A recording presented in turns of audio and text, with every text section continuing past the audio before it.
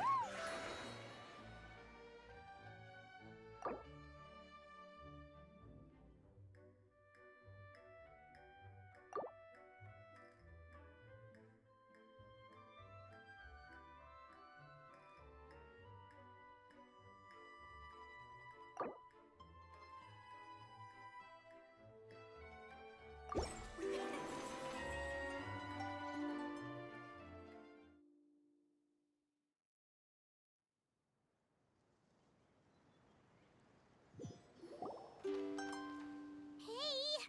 Wake up! Hey! You're finally awake. Paimon was worried sick. No idea. Paimon just woke up and then we were here. Ugh, Paimon's head is all dizzy. The scenery here looks different too. Oh, what should we do, Traveler? Please don't tell Paimon someone abducted us and brought us to some strange place that we could never leave. You're right. Better to think of this as the beginning of a new adventure. Thank goodness you're still here. If Paimon woke up alone, she probably would be trembling in a tree hollow.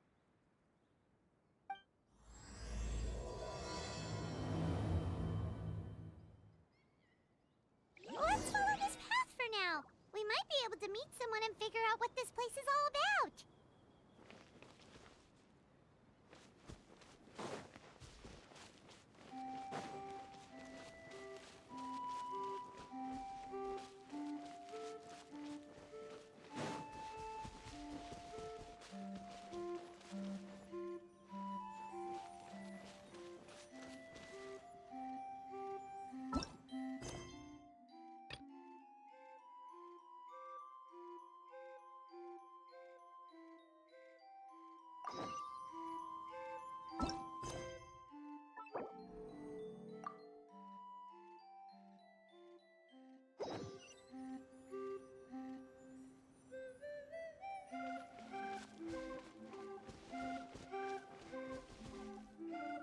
Traveler, did those plants by the road look weird to you?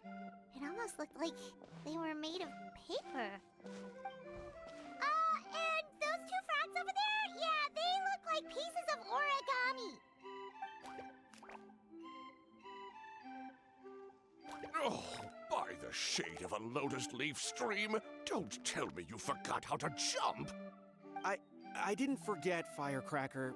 I'm just not sure if what I remember is correct. Next thing you know, you'll have forgotten how to sing, much less notate a score. You still remember why we call you Stream, don't you? Yeah, because I've got a great singing voice.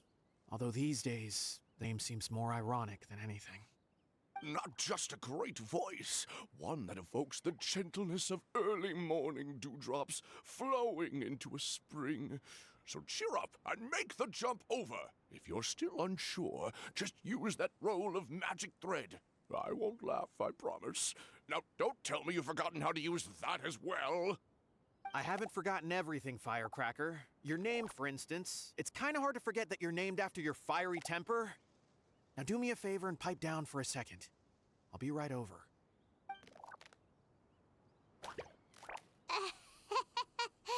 You saw that too, right? Paimon's not seeing things, is she? This place is getting more confusing by the second. Anyway, why don't we go after those two frogs? They didn't look evil or anything. Plus, they might be able to help us out.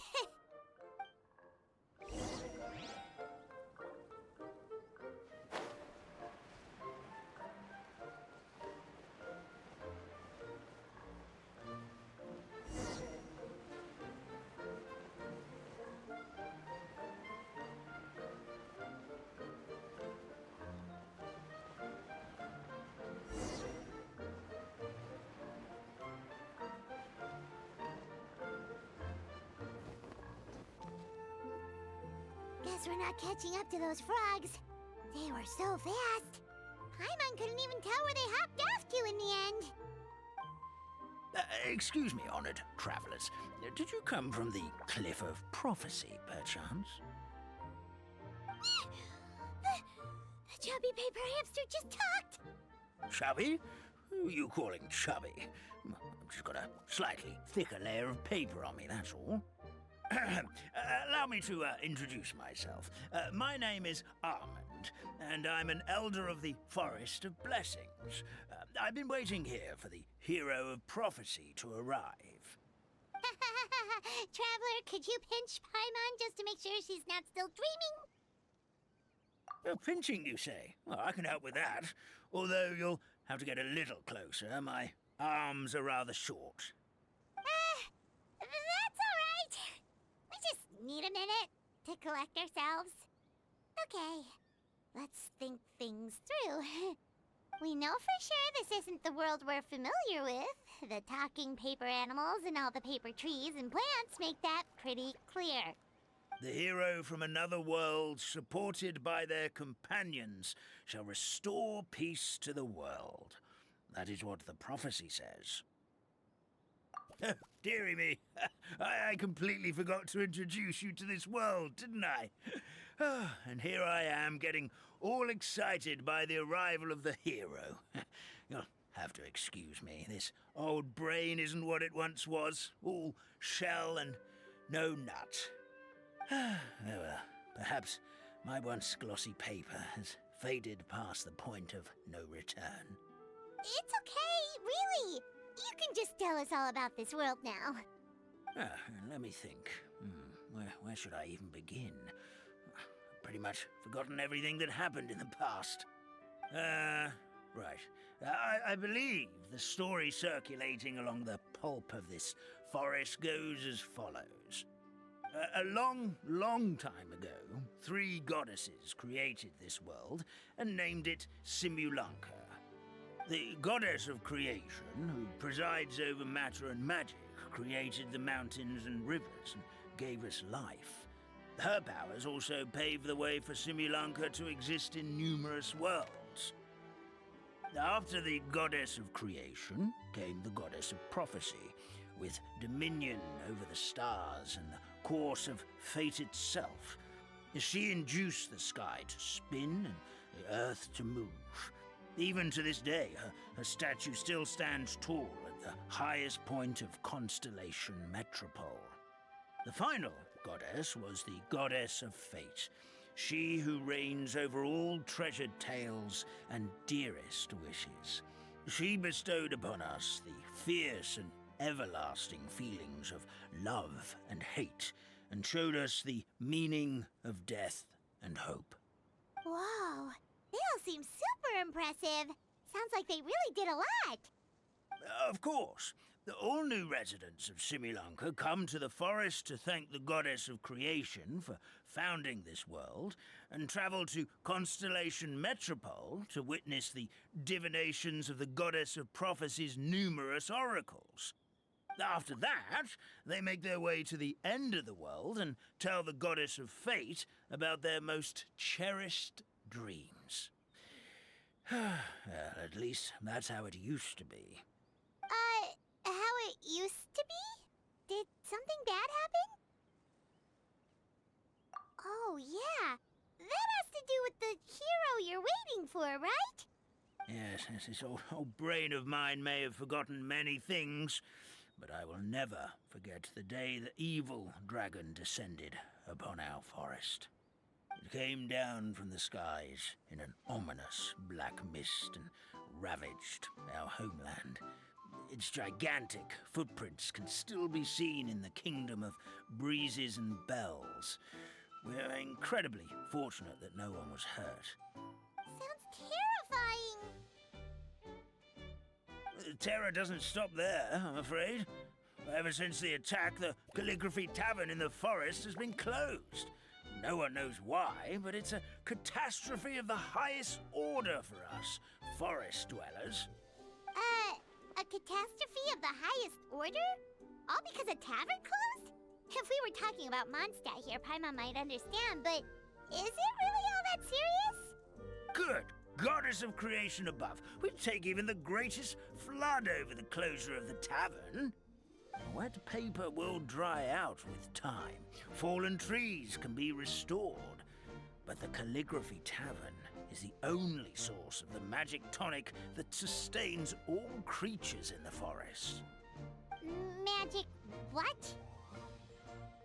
Magic tonic. It was gifted to the forest by the goddess of creation herself. A special potion that helps us maintain our vitality. Well, our bodies will gradually crumple and become brittle until they eventually disintegrate entirely. Our colors will fade and we'll start to lose our memory until we can't even remember our own names. But wait, Grandpa Almond, does that mean you've already... Oh, I'm afraid so. The color has all but completely faded from my paper. To be honest, all I really remember is that I'm supposed to wait here for the hero of prophecy. But I've already forgotten who gave me that order to begin with. Then we've got to act fast! How can we help? Oh, brave Pixie. May the goddess of fate reward you and your friend for your kindness. Could it be you're the heroes I've been waiting for all along? Not sure how we know that. Plus, we can't even remember how we got here, so it's not looking too promising. Well, this is turning out to be quite the conundrum for old Almond Brain here. The prophecy never mentioned anything like that. For now, why don't you come with me to the Hut of Blessings? Our forest fairy lives there. Maybe she'll know what to do. Whoa, a forest fairy? Like one that knows magic? Oh, you betcha. She's prophesized to join the hero on their journey. Well, then she sounds like exactly the kind of person we need. Please lead the way, Grandpa Almond.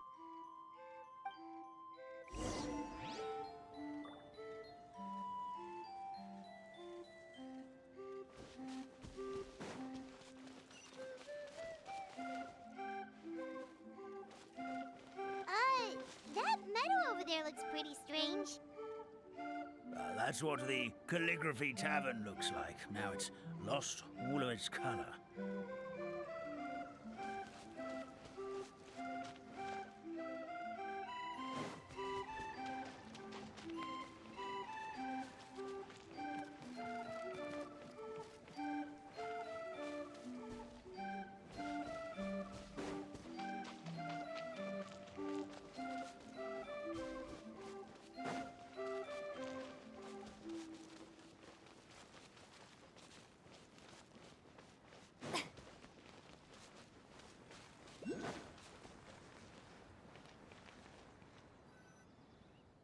This is the place. If you could just wait a moment, the fairy should be... Traveler! Paimon! Paimon knows that voice! It's really you! I'm so happy to see you!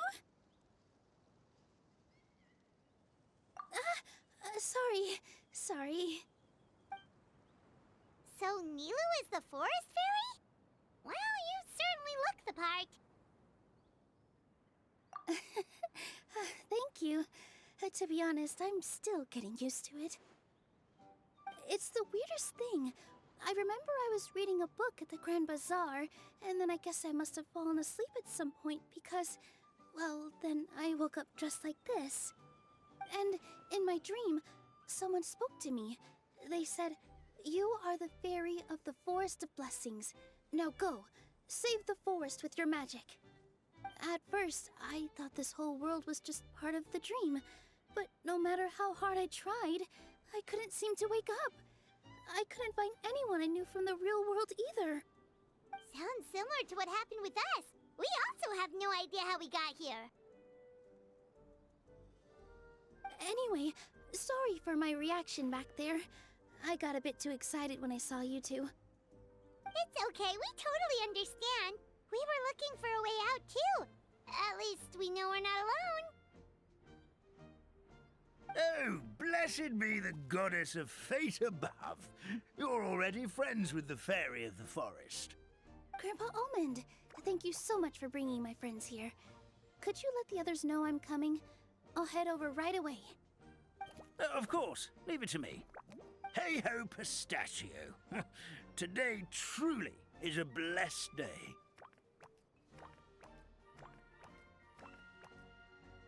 Wow, Nilu. Looks like you made short work of getting to know the locals. Well, when I arrived here yesterday, Grandpa Almond told me all about the state of this world. Since they think of me as their forest fairy, I just felt like I had to try to help them. Oh, so you mean like using some kind of forest magic to repair the tavern? Unfortunately, I don't know how to use the magic of this world. I've tried using my vision, but it doesn't seem to work here. The bookstore doesn't have anything to go by. This is the place where the goddess of creation first made the townspeople of this forest. She folded the pages of the books into small origami animals, gave them life with her magic, and with time, that's how the Forest of Blessings took shape. Maybe one of the books here could teach us how to use magic. I read them all, but only found one reference to magic. The incantation, abracadabra, means to create what I say. This is a world made up of words, where fantastical powers can be wielded by all. Okay, so basically everyone in this world can use magic? That's nice, but still kind of vague. Yeah, from the other books I read, it seems like this goddess really likes to play fast and loose with the details. So, what should we do now? Didn't you say you were going somewhere, Nilu? Oh, yes. I was going to help some of the other residents of the forest. They've been busy making preparations to reopen the tavern, so I thought I could help out. Got it! Guess we should just focus on what we can do for now. This whole thing is making me pretty nervous, actually. It's like I've been pushed on stage without being taught the choreography. Since I'm already wearing the costume, though, I might as well try to play the part. It's what a professional dancer would do. And who knows? Maybe I'll find my own magic along the way. All I can do is try, right? At least you're optimistic. Thank you. Then let's go.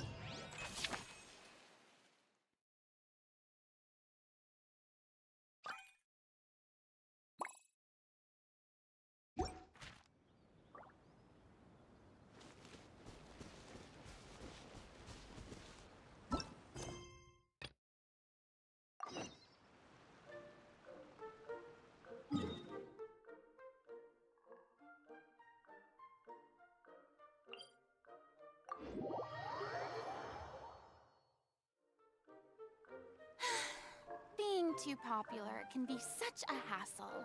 Who knew the people would adore me so much?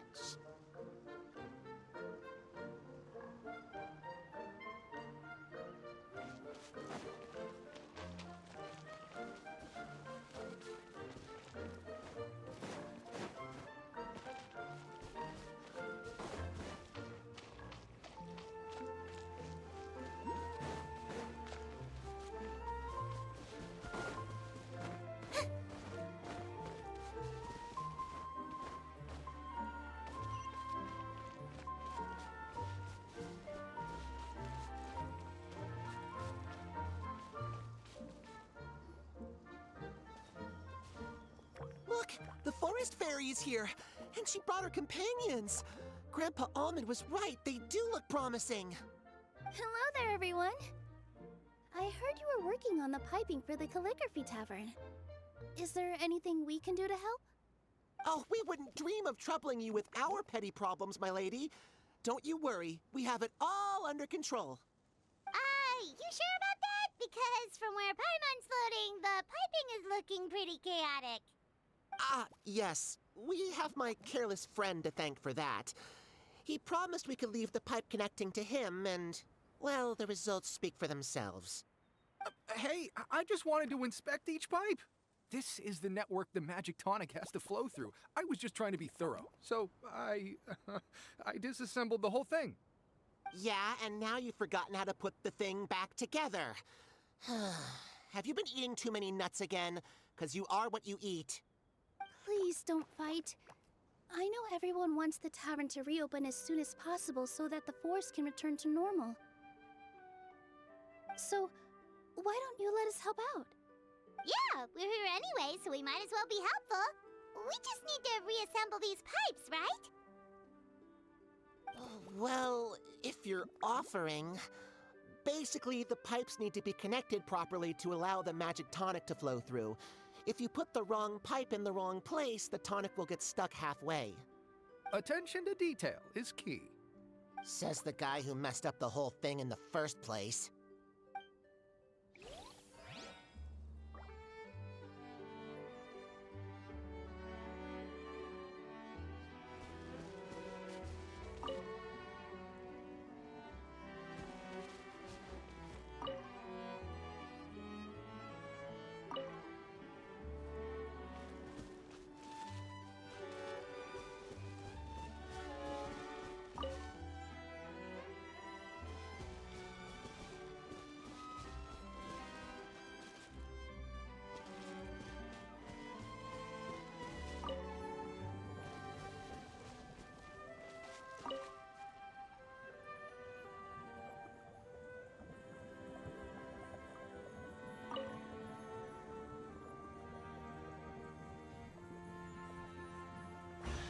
Tea parties are a must for the well-mannered. Oh, amazing! You did it! Now the tonic will flow into everyone's cups without getting stuck, right? Oh, gotta say though, Paimon is starting to get pretty curious about this magic tonic. Could she have a teeny tiny sip? Just a little taste, please? It's not greed, it's curiosity. Well, if it's really just one sip, I guess that would be fine. Just be careful. This is one of the last cups left in the entire forest. We're supposed to save it for our research. Just a sip, promise. Okay, here it goes. What was that? Oh, it's sticking to Paimon's tongue. Wait, is this just regular ink? Wait, does that mean what the legend says is true? The goddess of fate used ink to compose her stories on paper, and the goddess of creation used her power to bring those tales to life. No wonder the tavern is so important to the forest. Maybe the fading disorder occurs when the ink within the body dries up. That would explain why the beings here are forgetting their own stories. Oh. I'm not really sure I can really wrap my head around this conversation, But there's no need to get all worked up on our behalf, my lady. With the pipe installed, I'm sure the tavern will be up and running in no time. What do you mean, can't wrap your head around it? The fairy is recounting the story of how the goddesses gave us life. In fact, I've seen the goddess of creation with my own eyes. Really? Don't be ridiculous. There's no way you're old enough to have met her. We're the same age, and I think I would know considering we went to tell our wishes to the goddess of fate together. So stop talking a load of papier-mâché. Oh, fine. It was my grandfather, all right? He was the one that saw her. He said that one day after he finished work, he saw the goddess of creation grant us life with his own eyes. In her hands, she held the very paper used to form our bodies. She whispered something into the pages, and then suddenly a paper frog was born, ready to leap into the world. Oh, it was spectacular. Ugh, cut the theatrics, will you? You weren't even there. Wait, so that's it? Paimon thought creation magic would have a little bit more pizzazz. Oh, so in your world, the creation of life is a much showier affair? Huh, I'm learning something new every day. Well, that's not exactly what Paimon was trying to say. Magic doesn't have to be spectacular. That's enough out of you. All your boasting is confusing our kind fairy. Oh, no, it's all right. I actually think I understand the magic of this world a bit better now. Thank you. The honor was all ours, milady. Traveler, Paimon, we should make our way to the next location.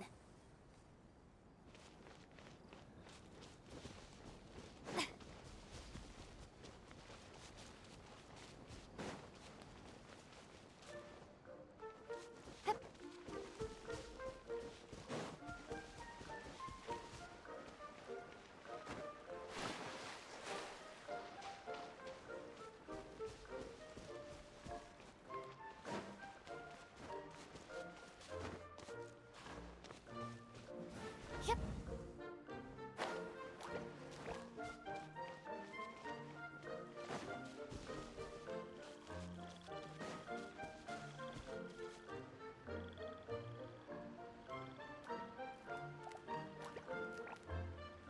Oh, Stream! Your rhythm is off again! At this rate, it doesn't even matter if the tavern reopens. The band's not even going to get any gigs! I'm sorry. Hello there. I hope we aren't interrupting your rehearsal. Wait, these are the two frogs we saw on the road a little while ago. Ah, the forest fairy is here! For the love of lotus leaves and dewdrop stream, you've really got to put in some effort now. But Oh, don't pressure yourselves on my account. Are you rehearsing for a show? Sure are. You see, our group regularly performs for guests at the tavern. We've been out of work for quite some time, with the closure and all. But after hearing of the fairy's arrival yesterday, we figured we needed to get in performance shape right away. I understand how you feel. Back at the Grand Bazaar, Zubair Theater's always busy with rehearsals too. The Grand Bazaar? Do people there sing on lotus leaves as well? Yeah, they do. And it's a really big one. You're the conductor of your group, aren't you? You remind me of Mr. Zubair. Ah, then he must be an ambitious director. One who would do anything to avoid disappointing a single member of the audience. It's just... Is there anything we can do to help you, Mr. Stream? Oh, no. My problems are mine and mine alone. It's just, after the tavern closed, I somehow forgot how to sing. I'm always a few beats behind everyone else, and I keep singing out of key. You were our trump card, our best singer by a mile. I know, but... So he is a victim of the fading disorder too? Don't be sad, Mr. Stream. Whenever I've forgotten important dance steps in the past, my friends at the Grand Bazaar always stick by my side to encourage me. They smile and patiently tell me everything's going to be okay. Then they play the melody for me over and over until the steps finally come back to me. Now it's our turn to help you. We just need to help you remember how to sing, right? The Traveler's got a great sense of rhythm. We can help keep you in time. Well, what do you say, Stream? I think it's a great idea. Just focus on the lyrics, and the fairy's friends will help you stay on beat. Are you sure? This is really asking a lot. Don't worry about it, Mr. Stream. It'll all be worth it when the tavern reopens and we finally have the chance to hear your marvelous singing voice. All right, then. Thank you so much, everyone. I'll give it my best shot.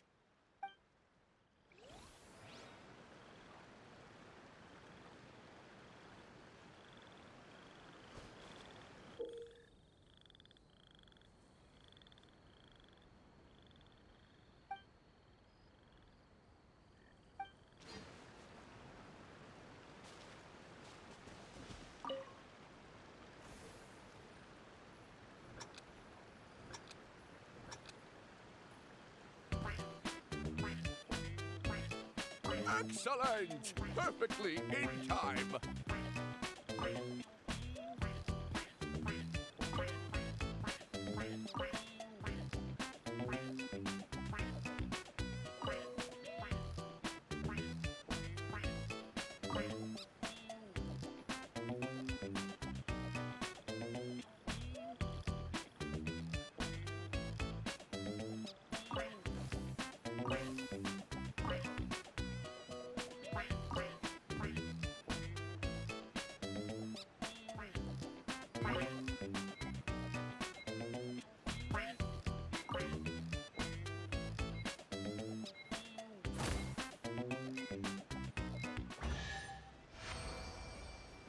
I feel like I'm getting the hang of it again. Goddesses above, this better stick when it comes to the performance. Just do it exactly like how we rehearsed. Thank you, everyone. Thanks to you, my voice is once again as clear as a flowing stream. Glad to hear that you're feeling better, Mr. Stream. It's also about time for us to go to our next destination. We'll be looking forward to your performance at the tavern. We've got one final stop. Let's go.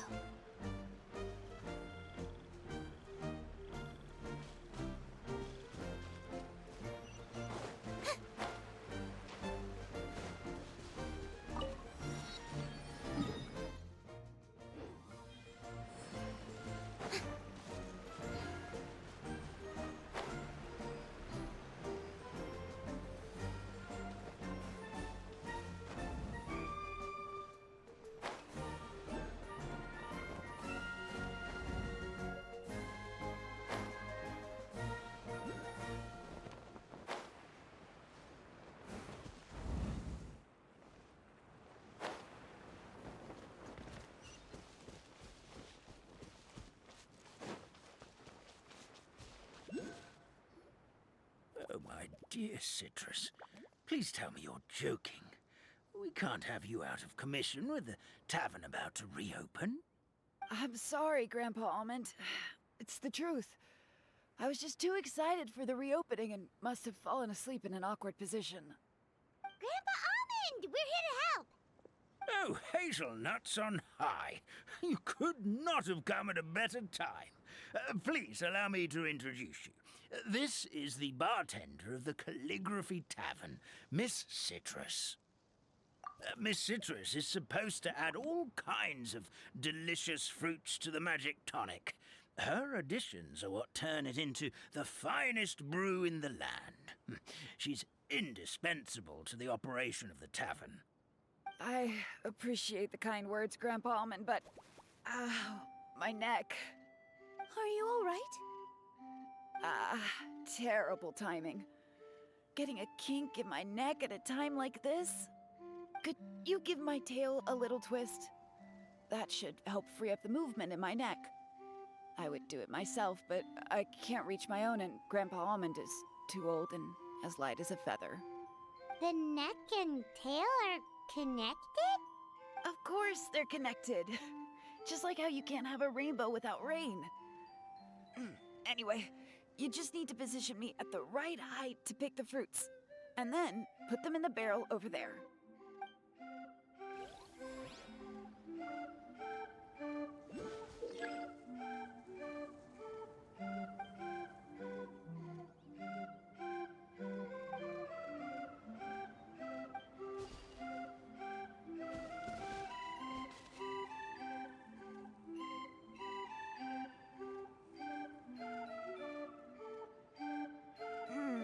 This doesn't seem quite right.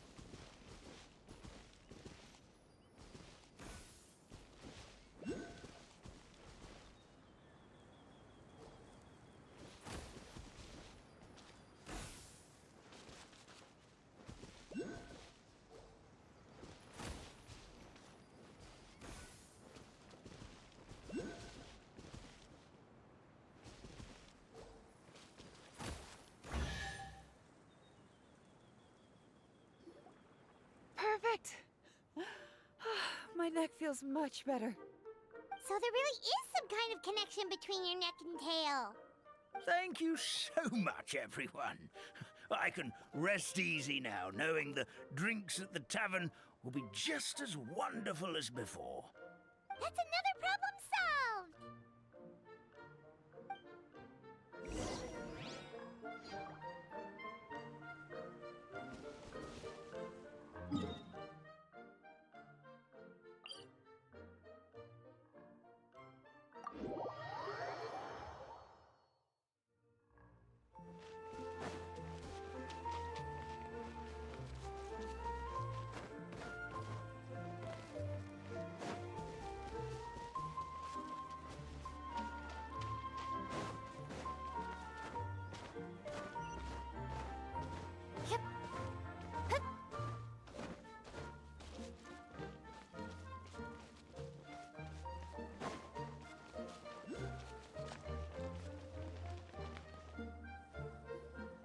Well, since we've taken care of most of the tasks, all we need to do now is reopen the tavern. But we still don't know how to use the magic of this world. We don't even know why the tavern closed in the first place. Oh, what about the method that one hamster mentioned? You should try it, Nilu. You mean the creation magic his grandfather saw outside the Hut of Blessings? I wonder. How exactly did the goddess of creation give them life? Maybe you don't need to understand it. Just give it a try. Everyone here calls you the Forest Fairy. Maybe you have the magic powers already and you just don't know it. In other words, this forest is a stage. And all I need to do is step out into the spotlight? Sounds just like a fairy tale. Well, we are surrounded by talking origami animals and magic potions after all. Almost seems like anything's possible in this place. You're right, Paimon. We won't know anything unless we try. In that case, let's see.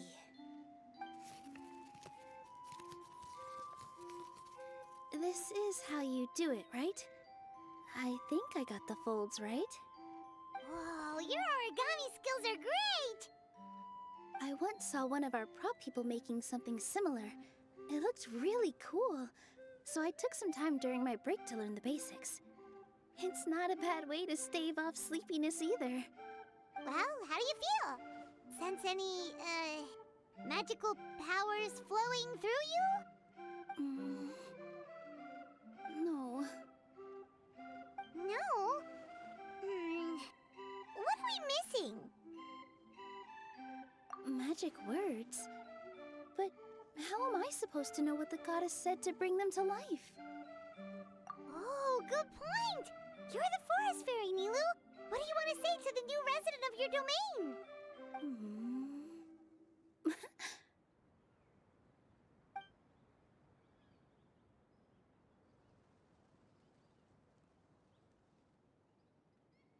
I bestow upon you the blessings of the forest and offer you a home in this land.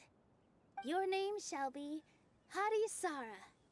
May you bloom in this world as beautifully as the flower I love.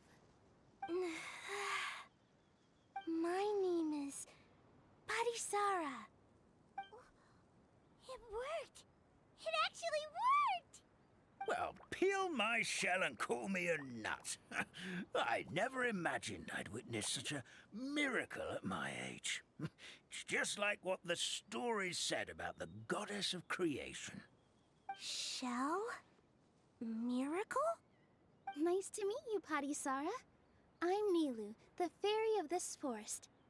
From this day forward, this place is now your home. Hello, Fairy Nilu. I hope you'll grow up happily in this forest. Grow up. Oh, you can leave the little one with old Almond for now. Oh, this sure brings back memories. It's been such a long time since we last held a welcome ceremony. Here, Padisara. Come to Grandpa Almond. Well, now that Nilu has mastered the goddess's magic, we should be able to reopen the tavern, right? Grandpa Almond, could you send a few people to check the underground space beneath the tavern? Oh, of course. May I ask why? The moment I used magic, I sensed something strange down there. I have a feeling it's connected to why the tavern had to close down. Of course, we'll look into it right away. Make sure you listen to Grandpa Almond, Padisara. Don't go running off on your own.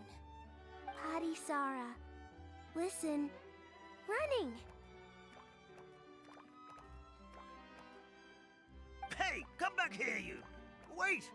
Yep, that's Nilu's creation, all right. She's got so much energy. Anyway, how did you manage it, Nilu? Well, all I did was say my wishes for her out loud. Maybe the magic is in the words themselves, just like the book said. This place is seeming more like a fairy tale by the second. I mean, or somewhere called the Forest of Blessings, so it kind of makes sense.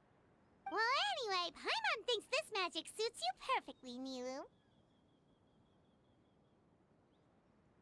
When I brought Hadisara to life just now, I was able to sense the magic flowing through the forest, and the flowers and trees, and inside the creatures that live here. But for some reason, there's a hollowed-out space beneath the tavern where I couldn't sense anything at all. We're back, my lady. That was fast. You were right. There was something under the tavern that I've never seen before. It looked transparent and gave off a clinking sound when I knocked on it. Transparent and clinking. Oh, I've got it! Already? You've got to use fairy tale logic, Paimon. That's right. An empty ink bottle, to be exact. Still remember the taste of the magic tonic you took a sip of, Paimon? Yeah, it was ink. Oh, Paimon gets it now! Traveler, Paimon, will you come gather some ingredients with me? I learned what we need to make the magic tonic back in the Hut of Blessings. Sure thing! What do we need to get? A setting sun that never sets, a dragon that cannot fly, and a moon that only shines at night. Where are we supposed to find crazy things like that? What? How did you get that so fast? Logic, huh? Lucky guess, more like.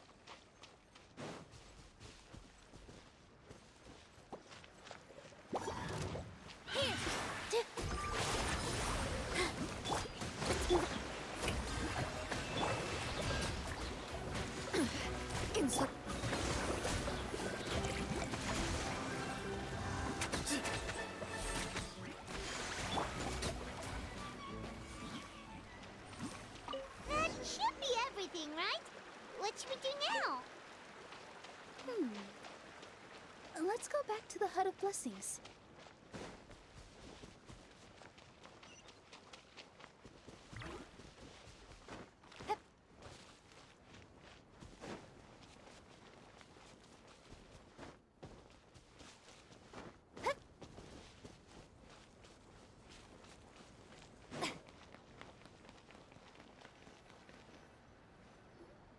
Give me just a second.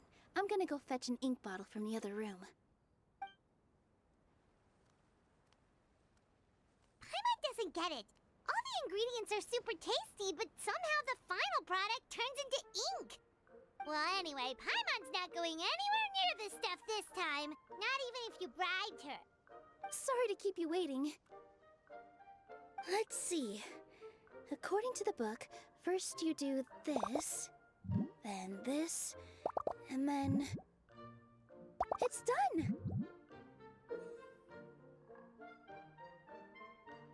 Wow, magic sure makes everything super convenient.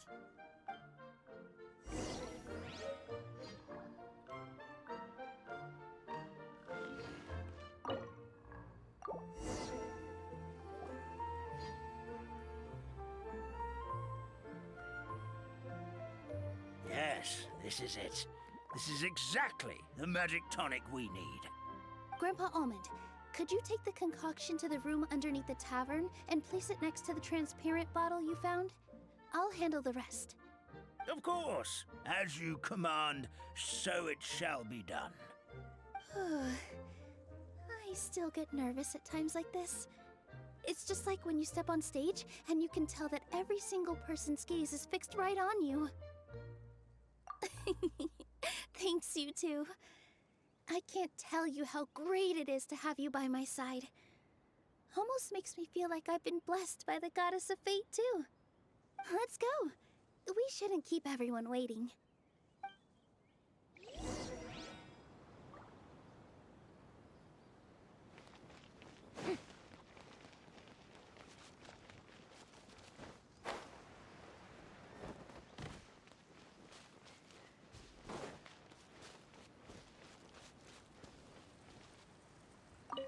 I've placed the bottle where you requested.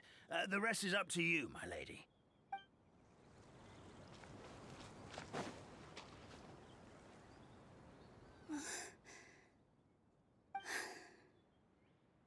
Forest, please heed my words and accept my blessings. May your spring of wondrous magic never run dry. And may all who call you their home lead happy, fulfilling lives.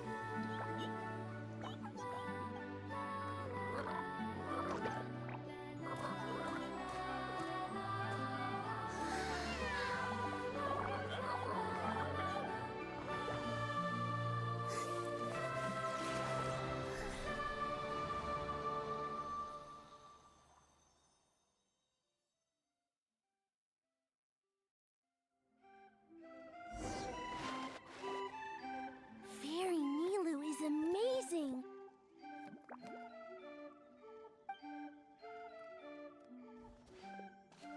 Wow, it's so pretty. What a beautiful tavern.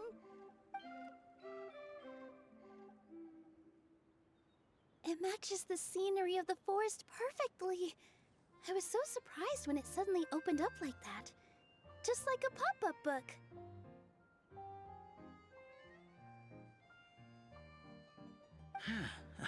I remember now. I remember everything. It was me. I was the one who went to the top of Constellation Metropole and witnessed the goddess's prophecy. The hero who shall save this world will descend upon the cliff of prophecy. The hero supported by their companions, shall restore peace to this world.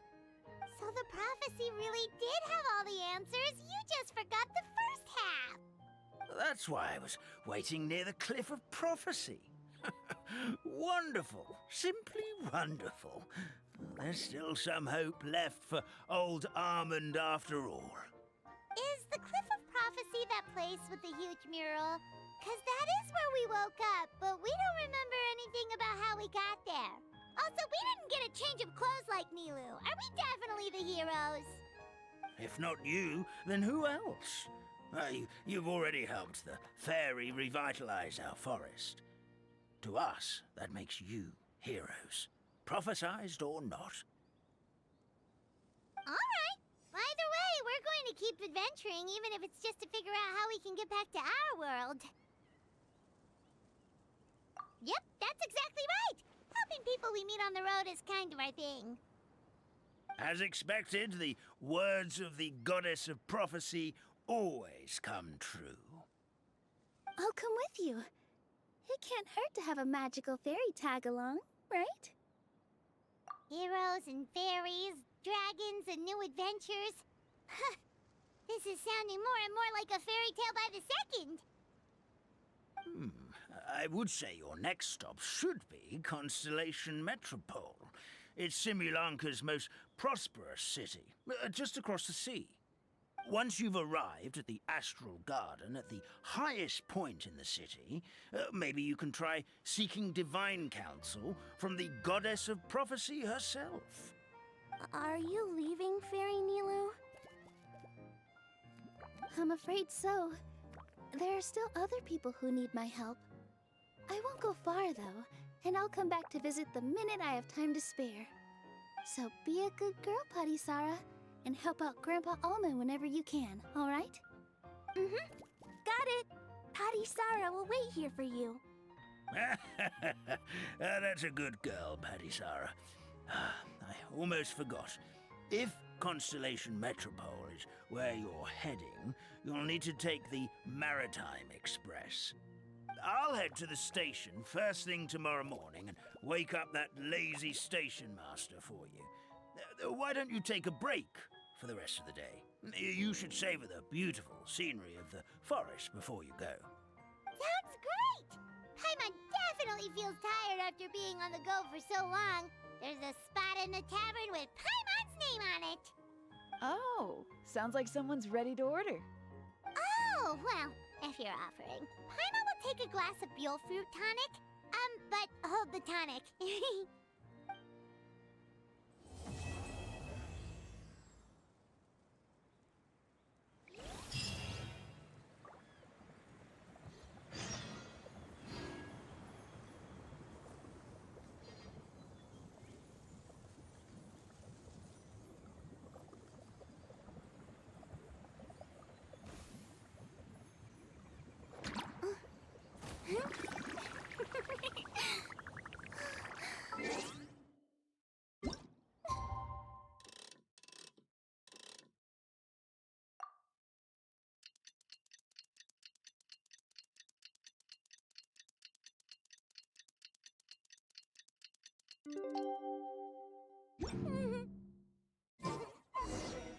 Morning. Guess everything that happened yesterday wasn't just a dream then. Well, it's time for our next fairy tale adventure. We should head to the station Grandpa Almond told us about.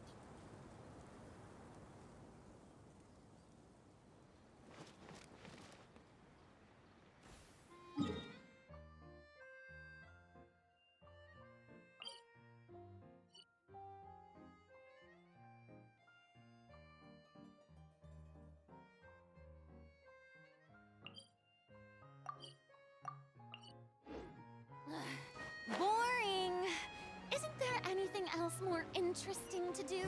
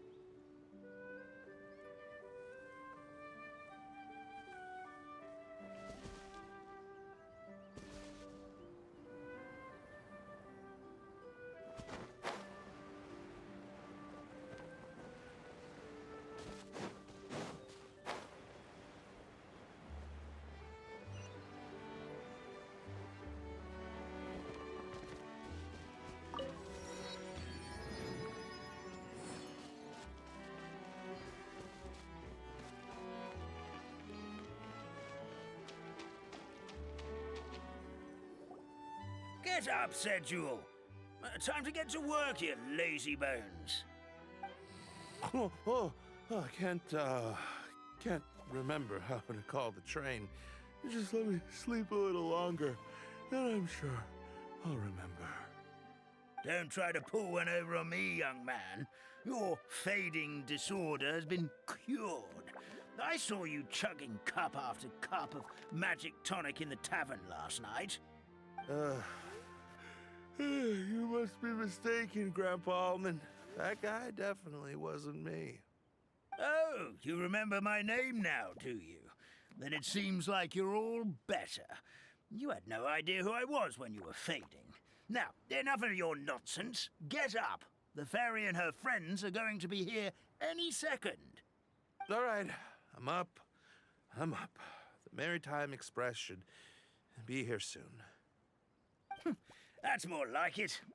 Lie there any longer and you'll start gathering dust. Is everything okay? The hero, her pixie companion, and the forest fairy. I didn't know you were already here. Oh, merciful macadamias. I'm sorry you had to see that. Oh, it's all right. Paimon knows the feeling. Who doesn't want to sleep in first thing in the morning? Does the Maritime Express run out of Constellation Metropole? Yes, each train needs a conductor to operate, and the conductors are always from the capital. The more difficult maneuvers are a little too complicated when you're made of paper. Oh, so you mean the people of Constellation Metropole aren't origami animals like you? Well, the city welcomes visitors from all over the world, so you're bound to run into some forest dwellers there. But yes, generally speaking, the residents of Constellation Metropole look quite different from us.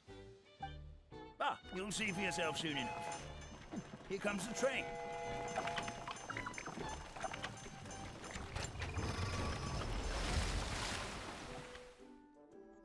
Pleasure to meet you, everyone. My name is Will, and I'll be the conductor for your journey today. I'm assuming you're the ones who called the train? Whoa, it's a little toy man! Yes, we called the train. The hero and the forest fairy need a ride to Constellation Metropole. The hero and the forest fairy, the ones from the prophecy. Oh, why didn't you say so earlier? We could have prepared a far more luxurious train. I'll just go back and get a better one. That's okay, Mr. Wheel. We're trying to get to the city as fast as possible. We just need you to get us across the sea. In your capable hands, I'm sure we'll get there in no time. Of course, my lady. It would be an honor. Well then, all aboard, sit anywhere you like. We'll get a stunning view of Simulanka no matter where you're seated.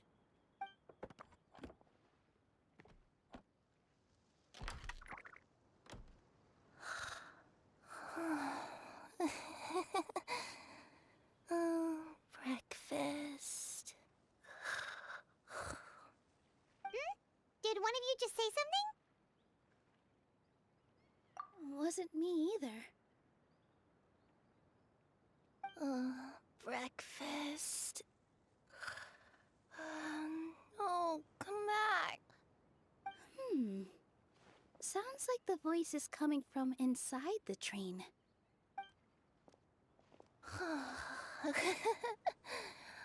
Fish. Chicken drumsticks. Oh, gotcha.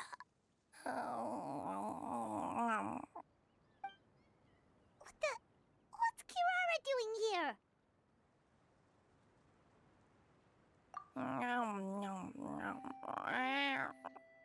Is she a friend of yours? Oh, let Paimon introduce you. This is Kirara. She's... Oh, wait. Actually, maybe we should wake her up first. So noisy. Is it morning already? Oh, morning. Huh? Traveler! Paimon! It's you? Which means... thank goodness. It was all a dream after all. Oh, gotta hand it to my imagination. It all felt super real. There were these toy people, but they were alive and they could talk. Ahem.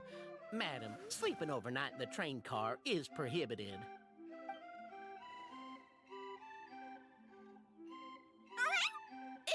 It wasn't just a dream? It's all right, Kirara. Apparently we're in a world called Simulanka. We got here yesterday, too. Simulanka? So, that's what it's called. I spent all day yesterday wandering around this one city. The toy people called it Constellation Metropole. I was trying to find a way to get back home. I was seriously starting to think I had gotten on the bad side of some great yokai and gotten swallowed whole. Ah, I take it you're Inazuman then, Miss Kirara? She sure is. But, Kirara here is kinda special. Let Paimon introduce you for real this time. Kirara is a Nekomata from Inazuma. She works as a courier for Komanie Express. Ah, nice to meet you. I'm Nilu, a member of Zubair Theater. You can usually find us performing in Sumeru City's Grand Bazaar. Right now, though, I suppose I should introduce myself as the Fairy of the Forest of Blessings. Oh, you're Nilu! I've heard a lot about you from my deliveries in Sumeru. I even saw one of your performances back in the day. You're an amazing dancer. But, did you say you were a forest fairy? Oh, yeah, that's her new identity here in Simulanka. Oh, speaking of new identities, looks like you got a new outfit yourself, Kirara! Yeah, I know! It confused the heck out of me yesterday. I just woke up in a set of brand new clothes I'd never seen before. That must mean you have a big part to play here, too!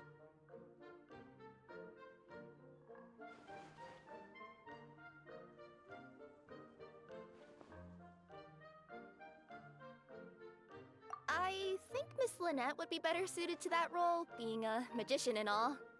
Did you by any chance hear a voice speaking to you before you got here, Miss Kirara? A voice...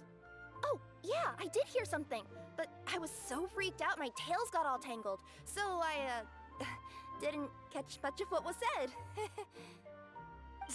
Sorry for the interruption. But this, Nekomata friend of yours, she doesn't eat hamsters, does she? Or frogs? Oh, no need to worry, little guys. I would never do something like that. Well, unless I've been out in the wild too long without anything to eat. Oh, speaking of eating, I am getting a little hungry.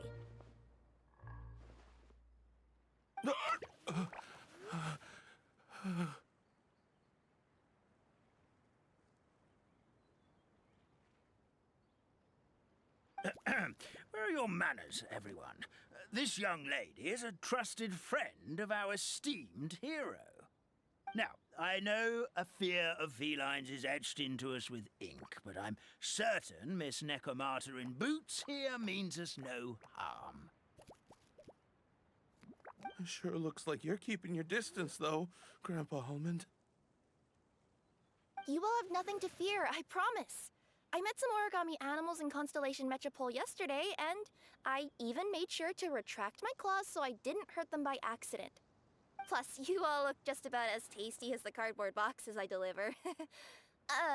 Not that I'd try to eat you even if you did look tasty. Promise. Please excuse us, Mom. It's just an unconscious reaction. Ahem. Dear passengers, it's almost time for us to depart. Oh, yeah, that. Whoops. This turned into a pretty long conversation, didn't it? All right, let's get on the train. You coming with us, Kirara? Mm-hmm. I'll ride with you to the next stop. There's a place near the Metropole that caught my eye yesterday, so I want to go explore it today. Then all that remains for me to say is, on behalf of the Forest of Blessings, thank you once again for all you've done for us. May the Goddess of Fate be with you and bless your journey, Madam Fairy, Miss Nekomata in boots, and our brave heroes. Please do visit us in the Forest of Blessings again, once peace has returned to this land. We will. We'll definitely meet again. Take care, Grandpa Almond.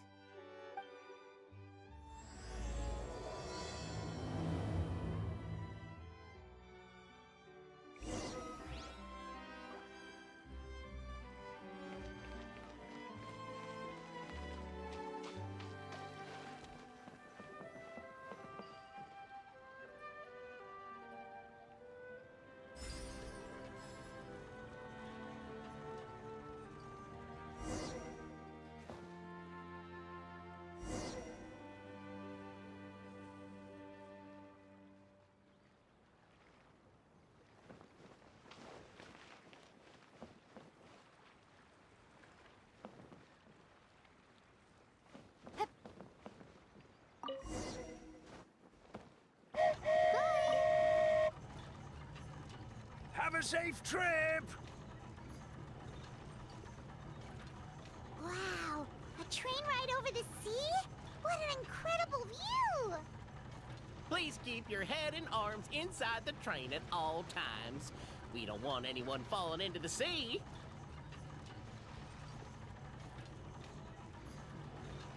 There's a train coming the other way too! Hey!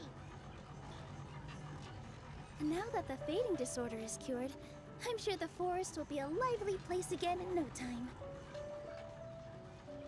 I gotta go explore that forest at some point. It looked so pretty from the train. I just hope they, won't be too scared of me. We'll be arriving at our destination shortly. Please prepare to disembark.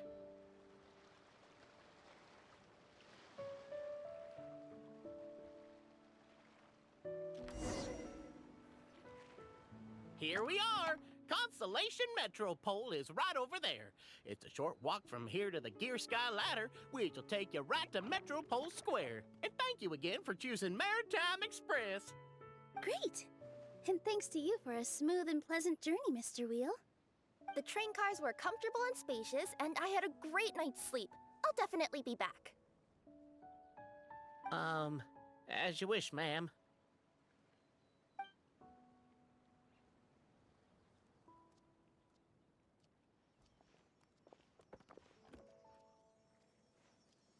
Where should we go next? Is that place you wanted to check out nearby? Mm-hmm. I took a walk around yesterday, and it felt like there was something weird about it. So, I think I'll indulge my curiosity and go investigate. Want us to come with you? It's okay. You guys go ahead and visit the Metropole for now. Hopefully, that's where you'll be able to find out some more about this world. I pretty much explored the whole place from the rooftops yesterday, but for some reason, this is the place that caught my attention. You know what I mean, right? Like, when you get a stone stuck in your claw or something, it keeps nagging at you to dig it out, but you can't focus on anything else until you do. Don't worry, if you run into any trouble, I'll be there faster than you can say gold level courier of the Comania Express. Okay, fair enough. We'll head to the Metropole then. Guess this is where we say bye for now. Mm-hmm. Don't worry about me. Let's not forget, I'm a yokai.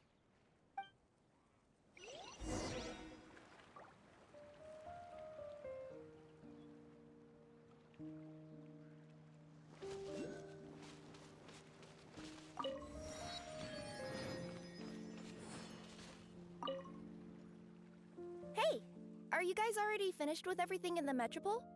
No need to prioritize me. There's just this place I really want to go check out. Feel free to get back to me once you've got everything sorted out.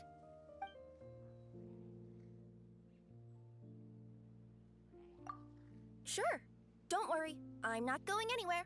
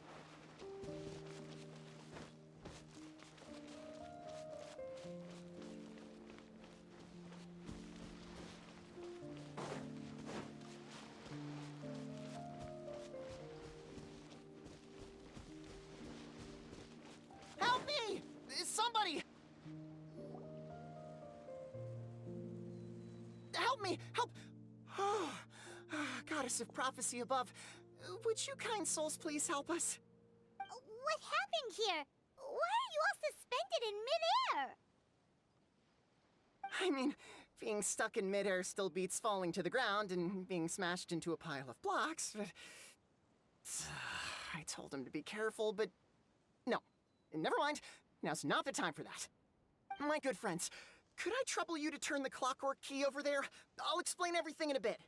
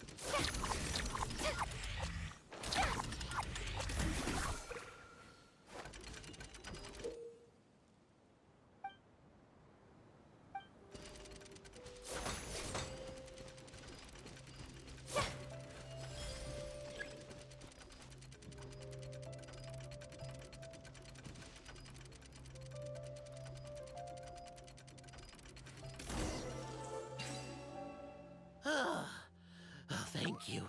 Oh, thank you. What happened there? It almost seemed like we turned back time. I take it this is your first time witnessing the power of the goddess of prophecy, then? If so, I can see why you might think that.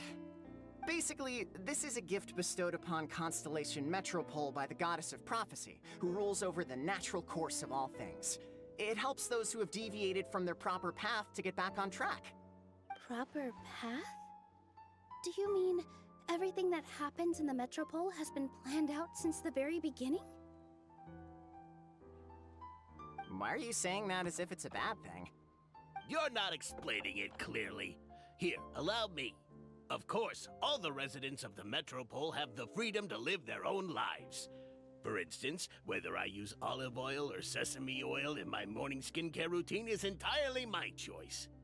But whenever something disastrous is about to happen, like when I almost got turned into a pile of rubble just now, the goddess's magic will activate in the world around us.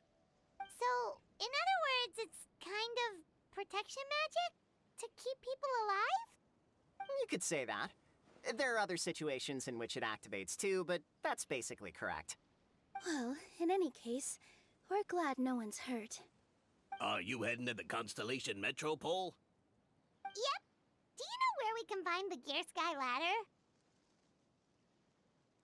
Oh, it's just that platform up ahead. The one with the key sticking out. That thing? Are you sure? Yep, that's the one. Pretty much everything in the Metropole runs on tracks and gears. The goddess of prophecy watches over it all. Which is to say, all the tracks are fixed. If a machine is set up to move forwards, it'll never move in reverse. This reminds Paimon a lot of Fontaine's clockwork toys. You mean, like those music boxes with dancing figures? I think I've seen one or two from the merchants in Sumeru. Yeah, exactly like that. Anyway, sounds like it's not gonna suddenly fall out of the sky, so Paimon's okay now. Should we get going?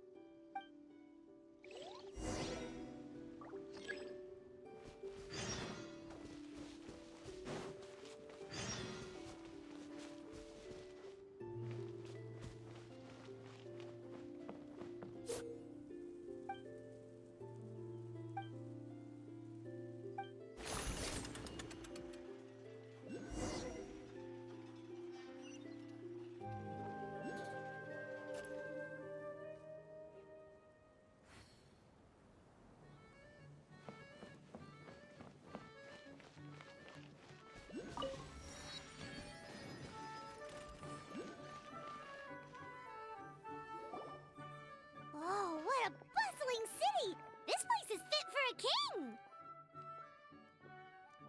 Our next step is to get to the top of the Metropole and ask the goddess of prophecy for guidance. If there is a king in that castle, I sure hope he won't get mad at us for trespassing.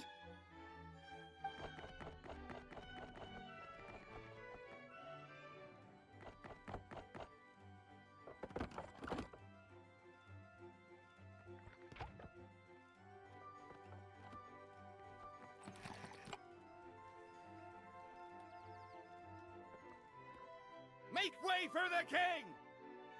Oh, darn, we jinxed it. Oh, no. Did he overhear us talking about us sneaking into his castle? Paimon hopes he's not mad. Silence! The one who shall soon stand before you is the ruler of Constellation Metropole, the one who descended after a meteor shower, and the protector of order and all the stars in the sky.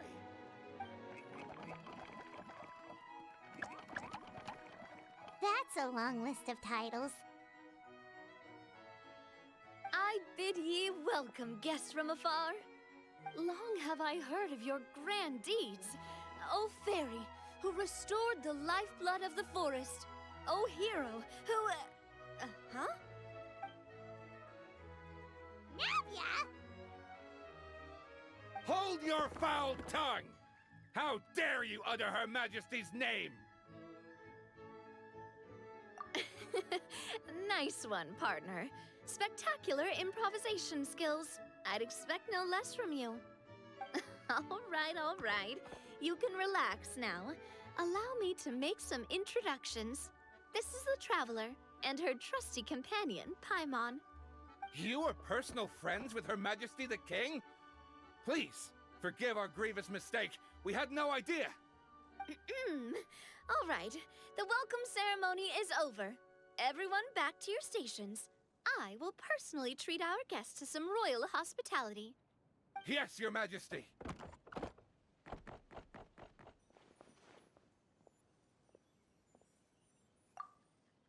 Oh, come on, I've already sent them off. So anyway, how did you guys get here? We were gonna ask you the same thing!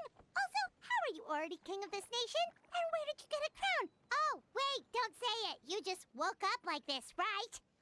Sounds like you've answered your own question. But before I woke up, I heard a voice say to me, "You are the king of Constellation Metropole. Now go forth and save your city." A similar thing happened to me. Oh, yeah, sorry. You must be the fairy of the Forest of Blessings, right? Mm-hmm. This is Nilu, a friend that we made during our time in Sumeru. Nice to meet you, Miss Nilu. I'm Navia, the president of Spina di Rosula. If you ever get the chance to go to Fontaine, make sure you come and visit me. I'm based in Poisson. Seems like you're taking this all in stride. Aren't you nervous about getting stuck here and never being able to get back home? Why would I be worried about that? We've faced much bigger problems than this before, and we always pull through. This should be a piece of cake. Besides, life's always full of surprises. You gotta learn to just enjoy it. That sounds like a great outlook on life. You have a very optimistic spirit. Thanks, I'll take that. Honestly, though, it also puts me at ease to find out that you guys are the fairy and heroes that I've been hearing about in this prophecy. We're kind of veterans at dealing with prophecies by now, aren't we? About that, has anything bad happened in the Metropole? We heard about an evil dragon. Did it make a mess here too? It sure did. Apparently, for whatever reason, he went for the stars above the city recently. Literally just flew up and started snatching them out of the sky. Luckily, the guards responded quickly and stopped the dragon from taking them back to his lair.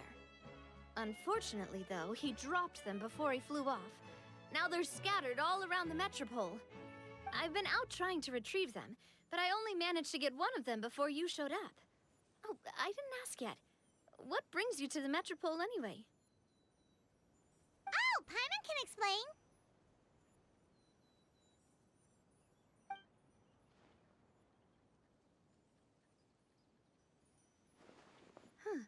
I see. So, you want to consult the Oracle of the Goddess of Prophecy. Do you know how we can do that, Miss Navia? Well, the goddess's statue is indeed at the top of the castle. I can take you up there.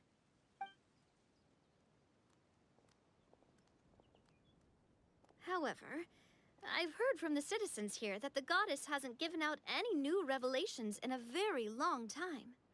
Really? But Grandpa Almond told us that he received his prophecy from the goddess. Oh, that's probably because the prophecy about the hero of Simulanka has been around for a very long time. But recently, people realized that the goddess didn't reveal anything about what's supposed to happen after peace has been restored. Huh. Okay. Still, can't hurt to try your luck. And maybe you can help me get rid of the invaders while we're at it. Invaders? So the dragon's not your only problem? Right.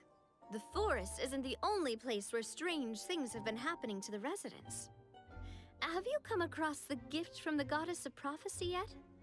You mean the protection magic that stops them from coming to harm? We saw it in action. Yep, that's the one. Over the past little while, this magic has been triggering far more frequently. We don't know if it's simply because the metropole has grown a lot more dangerous, or if there's a deeper reason behind it. Some residents find themselves getting stuck in a place and unable to move. Others start repeating the same thing over and over again, like they're trapped in some kind of loop.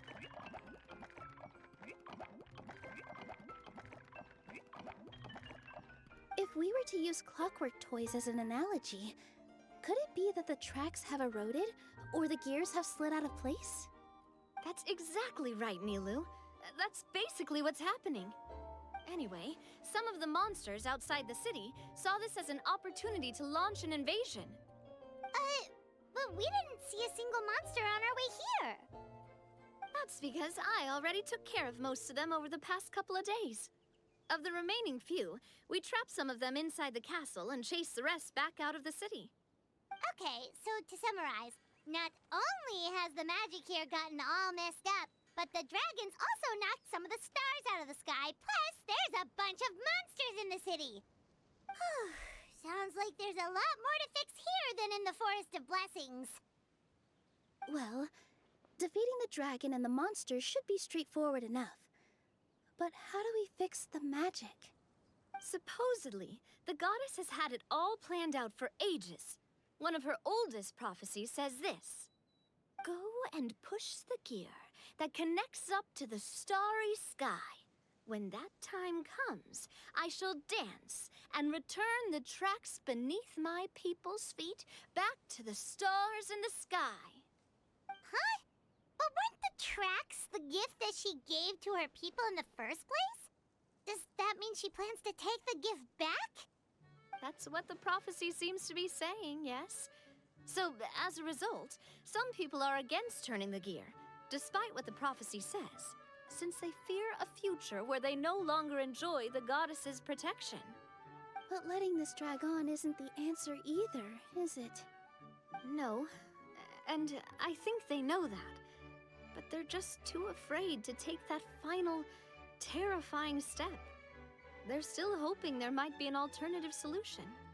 Now, we could ignore their objections and go turn the gear ourselves, but... Exactly. You know me well. And that's why you're my partner. I want to get as many people on my side as possible. At the end of the day, this is their city, and they should have the right to decide its future. Ooh, spoken like a true wise king, Navia. I am the boss of Spina di Rosula, after all. This may be my first time as a king, but there are a few similarities between the two roles. Traveler, Paimon, Miss Nilu, would you be willing to lend me your support? With your help, I'm confident we'll be able to find the most frictionless way to resolve the problems plaguing this city. Not gonna lie, Your Majesty is definitely growing on me. Seriously, like we'd ever say no. We're your friends! No need to ask us so formally in the future. I'm happy to help too. This is a beautiful city, and just like the Forest of Blessings, I would love to see it return to normal as soon as possible. Ah, great! As the King of Constellation Metropole, I extend to you my gratitude. All right, everyone, follow me. I'll show you the way to the goddess statue at the top of the Metropole. And stay close. You don't want to get lost in my castle. It's huge.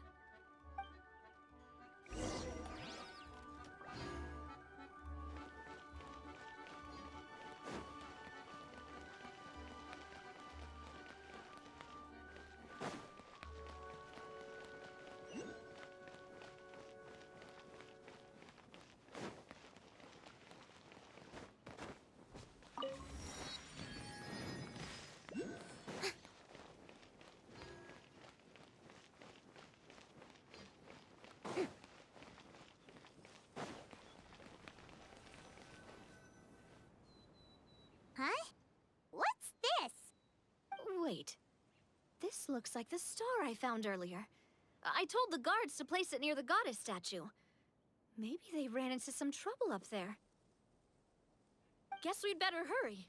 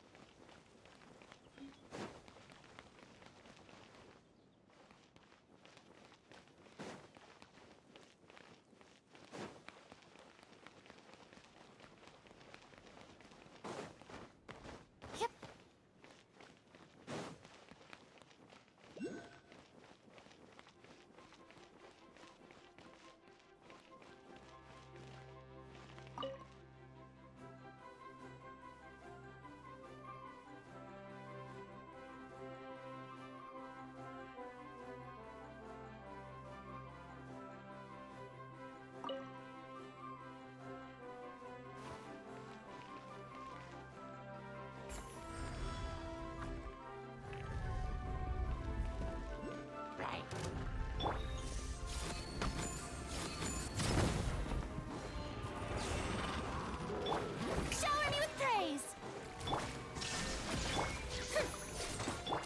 Torn to oblivion!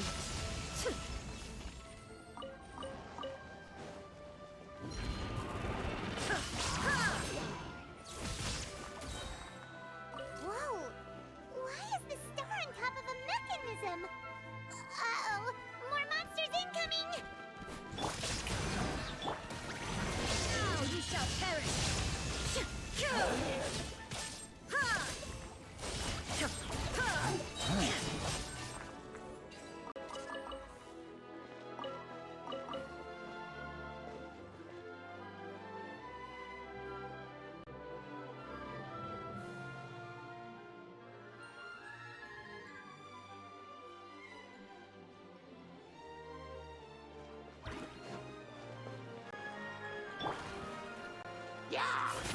Shower me with praise!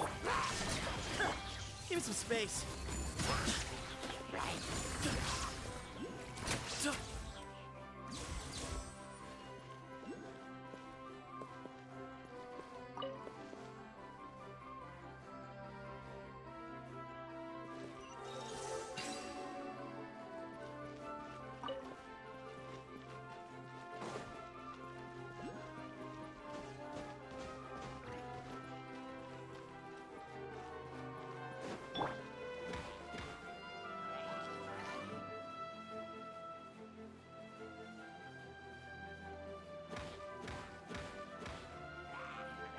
Illusion shattered! Yoo-hoo!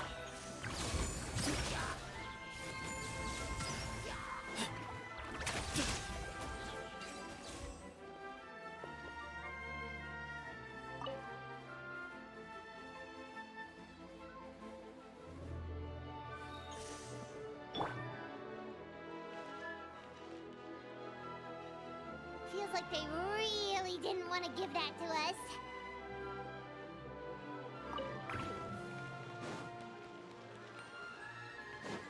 Shower me with praise!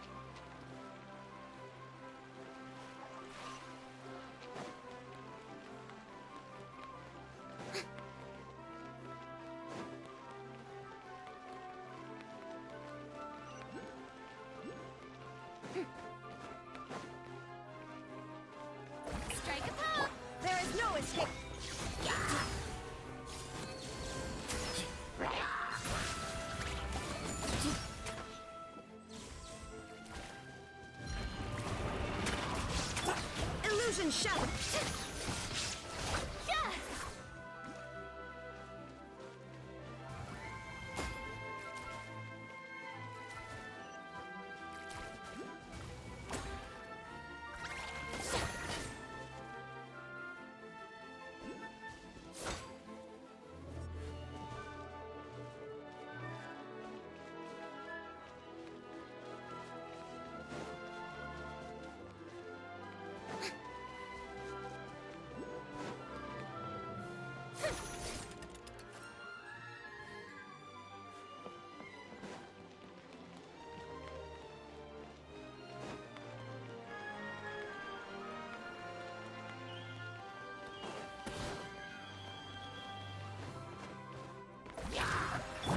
Allow me!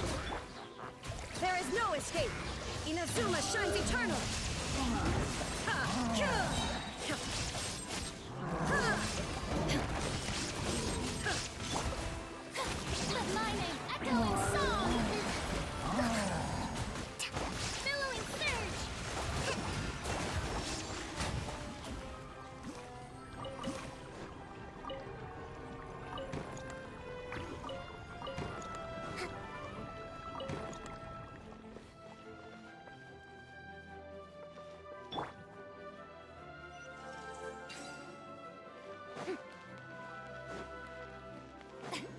Shower me with praise! Excuse me?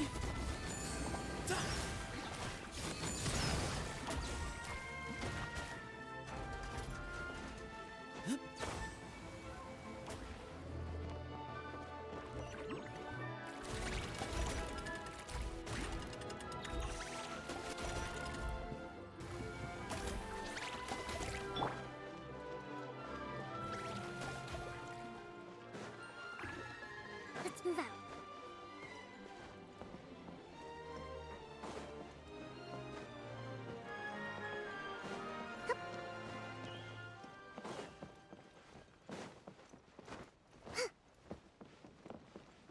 Trust and rebuild!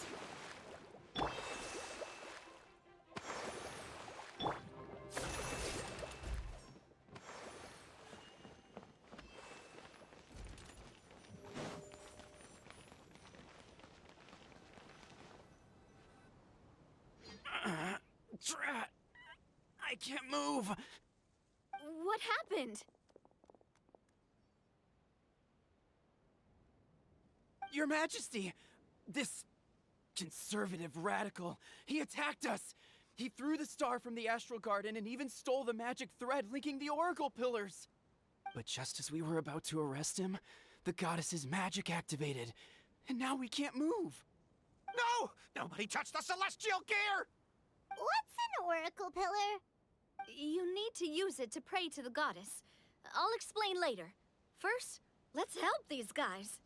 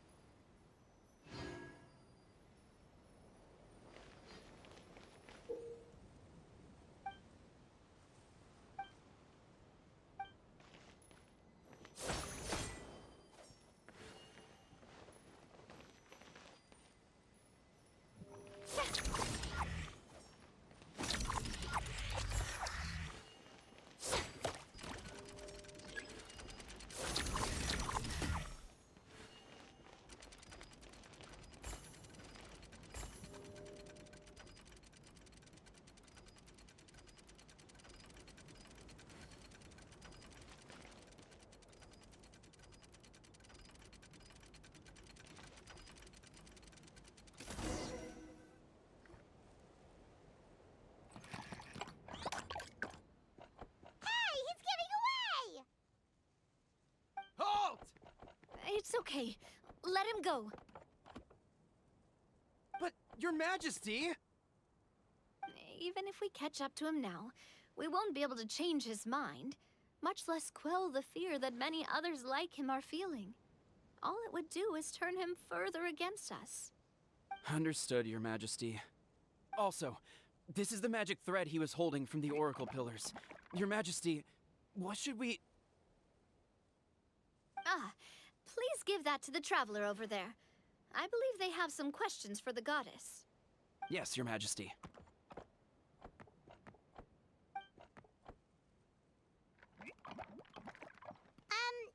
So, what do we do with this exactly?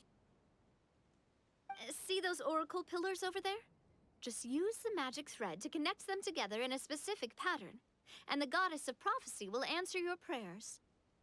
Oh, sounds easy enough. Let's give it a try.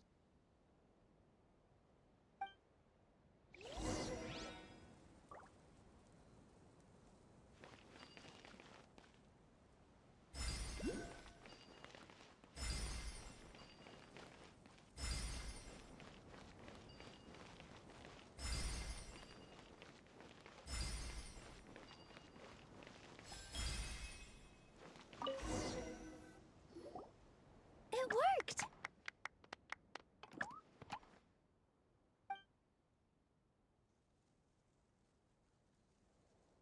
To which course of fate do you seek answers, my child of Simulanka?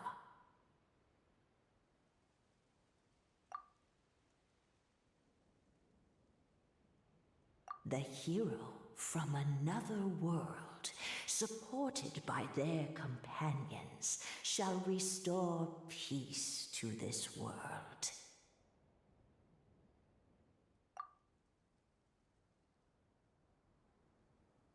Go and push the gear that connects up to the starry sky.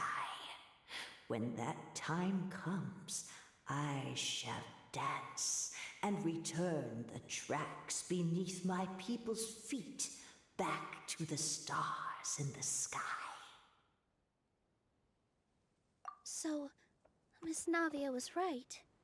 The goddess of prophecy didn't tell us anything about the future. Fair enough. Guess we'll just have to play it by ear.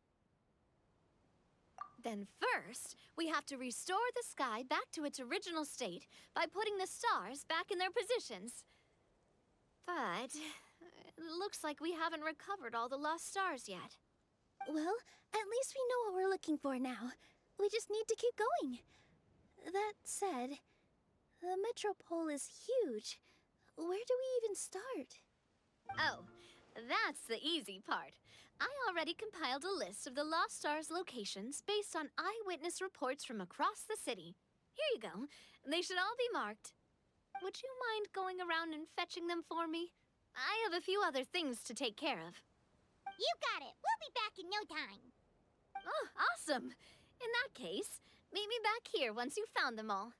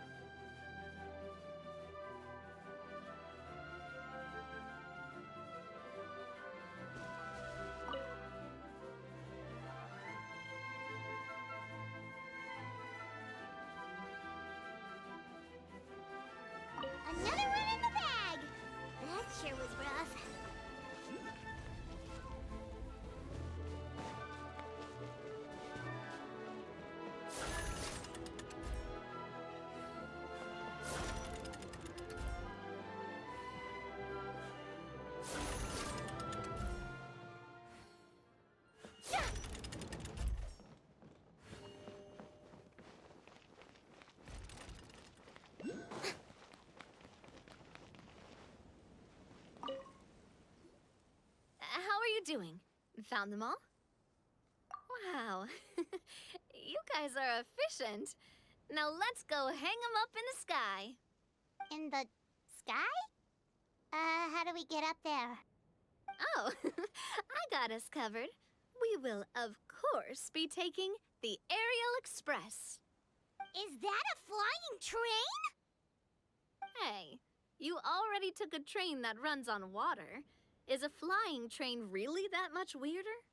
Well, at least the Maritime Express still runs on a track. Oh, come on, don't worry about it. This train has been blessed by the goddess of prophecy. Its whole purpose is to protect the metropole skies. It took me a lot of effort to find it, you know. I don't think anyone's used it in, like, 100 years? 100 years? Are you sure it's safe? Let's not forget that the goddess of prophecy's magic has been going haywire recently. Well, it's not like we have any other options. Unless you want to do the honors, Paimon. Fancy flying up there on your own? No, thank you. It's way too high up. Oh, wait, Nilu. You've got a feel for how magic works here. Can you do your thing and sense if this train is the real deal? I can try. Yes, I can sense traces of magic, but it's different from the kind I felt in the forest, so I don't know. Okay, fine. Guess there's only one way to find out. That's the spirit. I'll come with you. Miss Nilu, will you be joining us? I think I'll stay behind. That way, if something does go wrong, you'll have someone on the ground to get you some help. That makes sense. If the train does break down, you can make us a giant origami crane to come bail us out. Or if a crane's too difficult, a finch could work.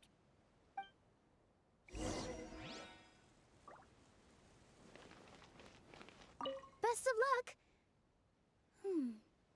A finch, huh? I think I know how to fold one of those.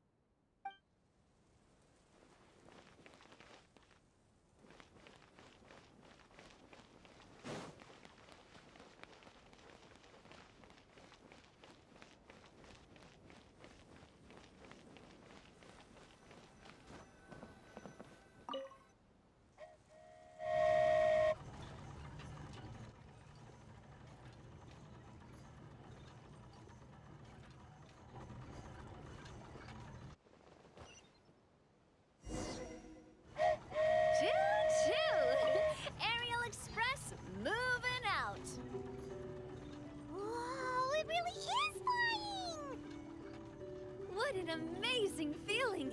I've never been on a flying train before. Neither have we.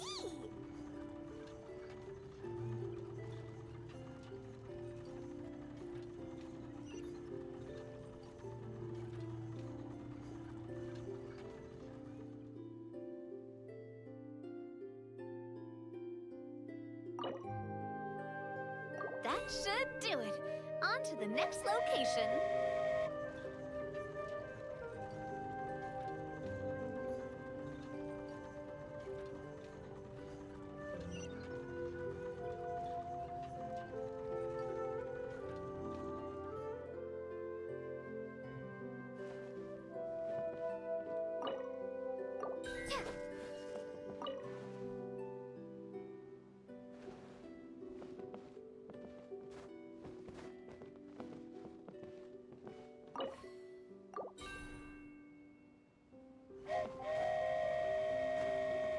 We are so high up. Don't look down. Don't look down. Oh, hang in there, Paimon. The hard part's nearly over. After that, it's downhill all the way. Don't say downhill all the way! That is the last thing Paimon wants to hear!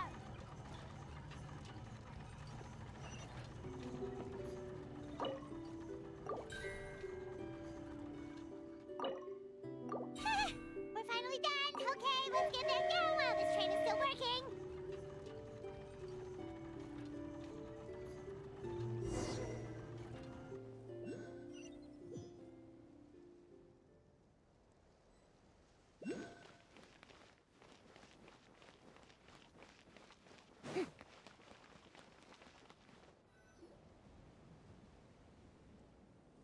Good job! It looked like it all went smoothly. Yeah, and it was an absolute blast, too. You gotta ride with us next time, Miss Nilu. Huh? I'm okay. Thanks for... Halt! What do you think you're doing? Get out of my way! What's going on? Your Majesty, there! Let us through! Stay back! It's okay. Let them through.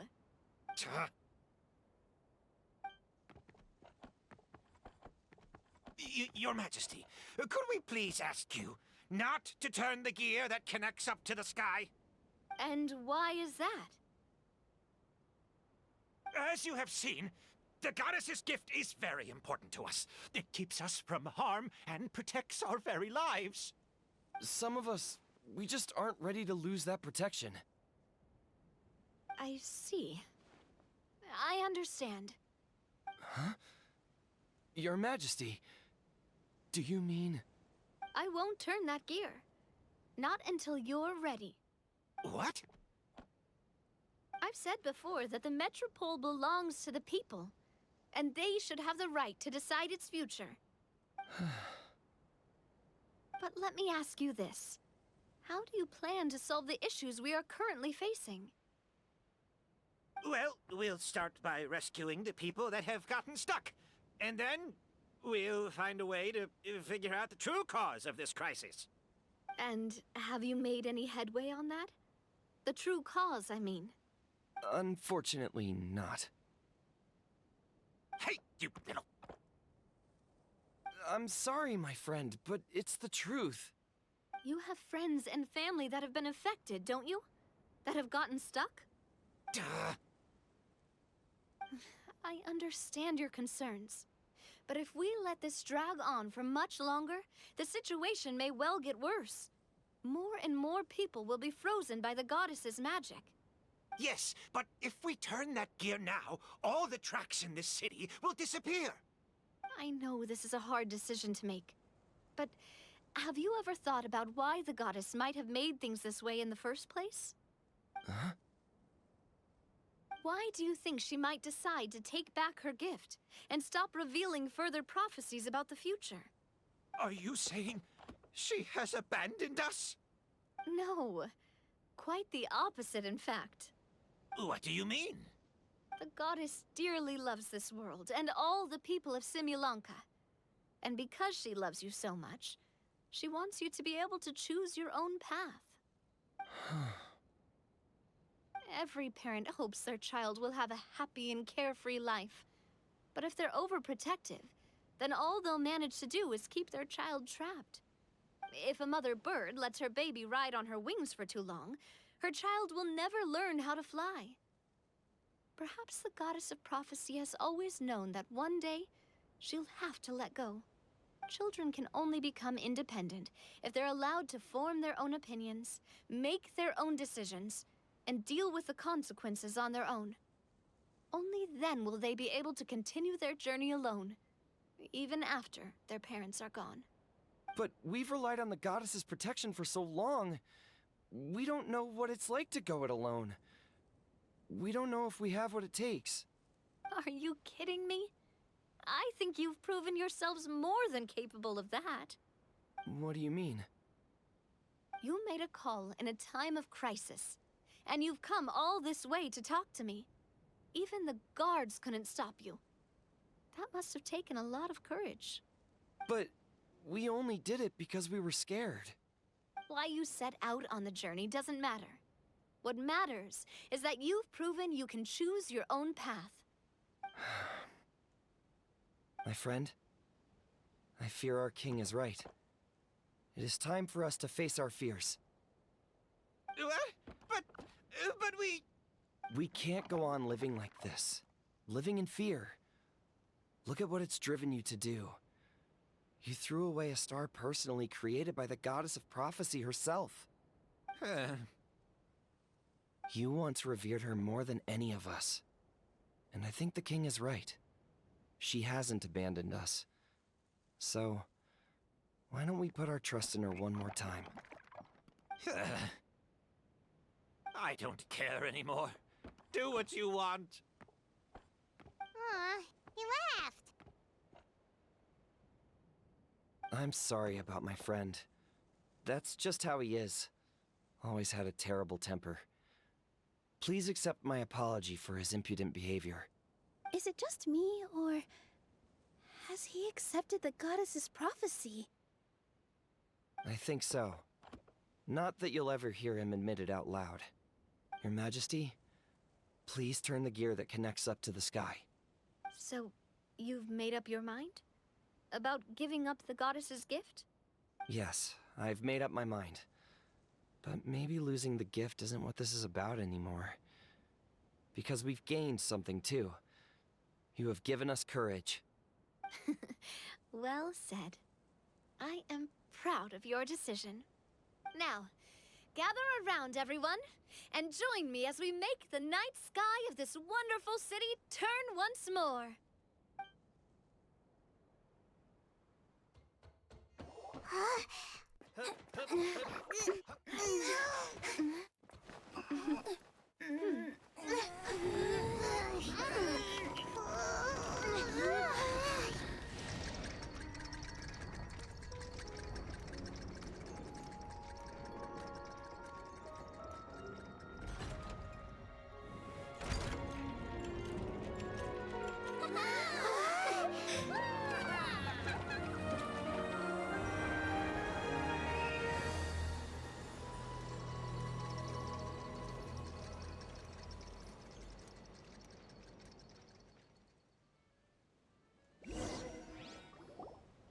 So the stars hanging in the sky, they're music notes.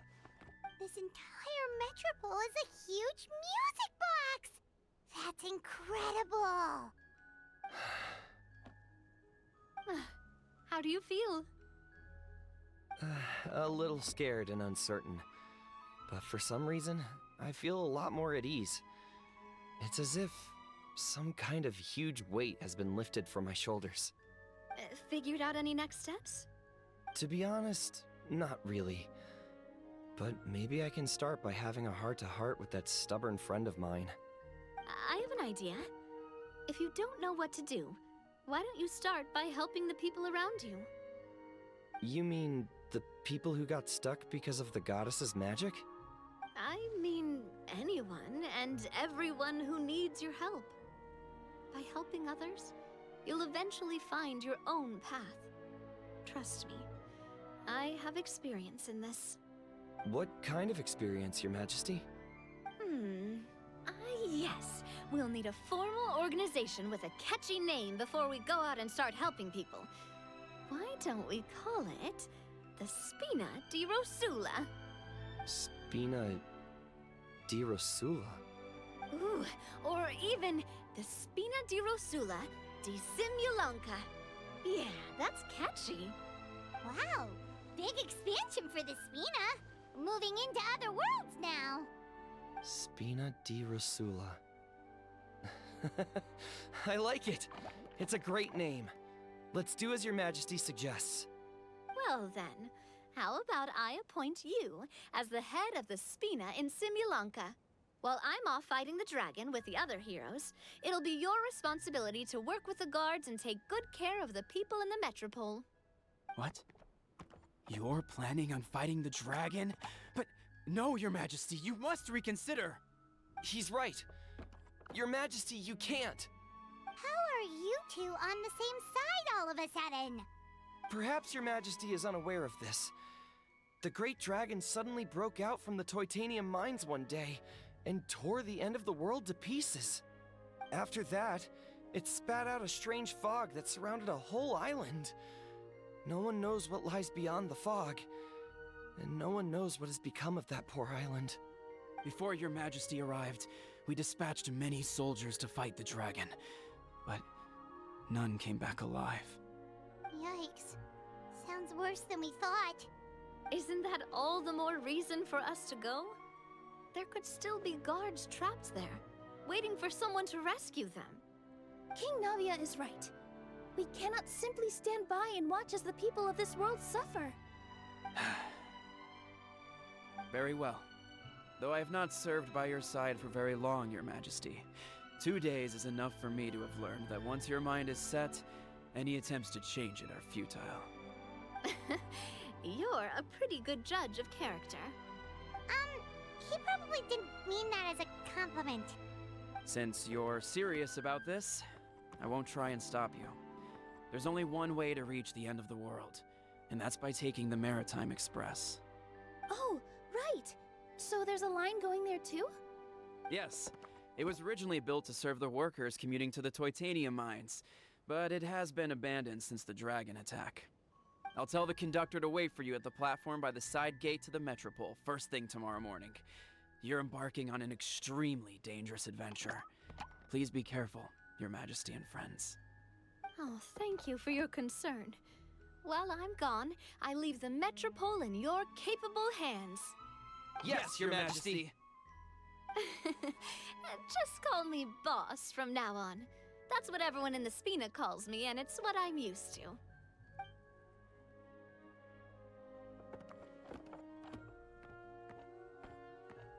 So, the plan for tomorrow is journey across the ocean, make it to the end of the world, and defeat a dragon. Whew, that's an adventure and a half. Do all storybook heroes have to work this hard? At least we'll get to see some amazing scenery along the way, right? Besides, we'll have each other. It'll be a shared experience that we'll never forget. Plus, we're pretty well equipped for a classic Heroes vs. Dragon story. We got Miss Nilu as our magic caster, and I guess I'm the melee warrior who leads the charge? Paimon can definitely see that. Anyway, those are tomorrow's problems. Right now, all Paimon wants is to eat a proper meal, because worst case scenario, if Paimon ends up getting eaten by a dragon, she wants to do it on a full stomach. And something about the end of the world doesn't sound like a great place for food options. Well, the origami animals in the forest only drink magic tonic. What do the toy people here in Constellation Metropole eat? Vegetable oil and sawdust, I think.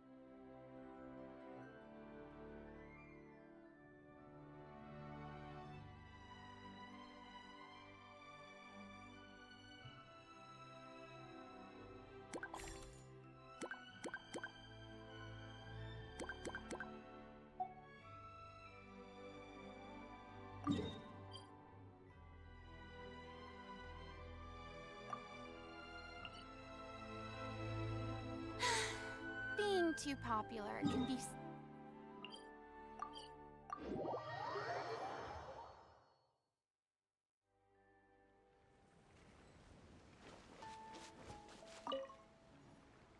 So, are you all set? Ready to start investigating?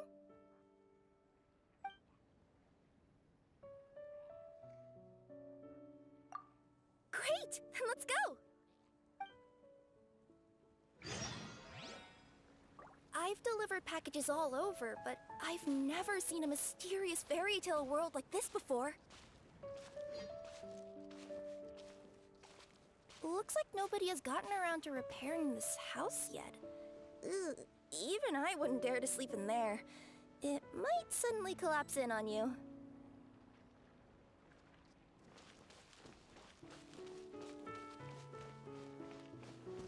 Nothing to see here either. Maybe we can find someone to ask? Aha! Over there! I bet we'll find some people there. Let's go take a look.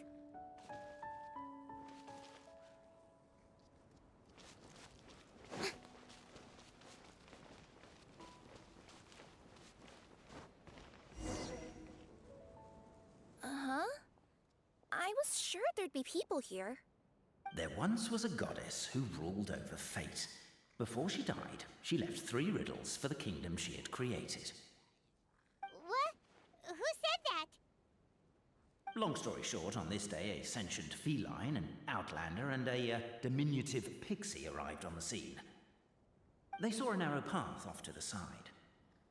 Okay, but which side? Yeah, if you gave ambiguous instructions like that to a Comania Express courier, they'd give you the parcel right back and tell you to write the delivery address more clearly. Despite how obvious the answer was, the perplexed pixie and the flummoxed feline struggled to work it out. Although, perhaps a small part of the blame could be attributed to my dull narration. All right, let's try this again. The path on the left-hand side seemed to give off an enticing fragrance, as if to say, this is the way to wealth and glory. Ooh, that sounds like the start of a good story. Then what? Then what?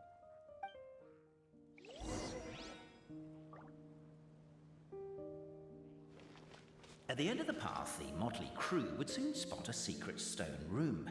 A prophecy had once foretold of a Marquis who shall one day venture inside, and thus it is named the Future Marquis's Abode to Be. You like it? The Future Marquis's Abode to Be? Got a nice ring to it, doesn't it? That was a little bit boastful. But before you continue, I must warn you of the danger that lies ahead. For example, under no circumstances should you sit on the chair in the center. Otherwise, the consequences could be a bit embarrassing.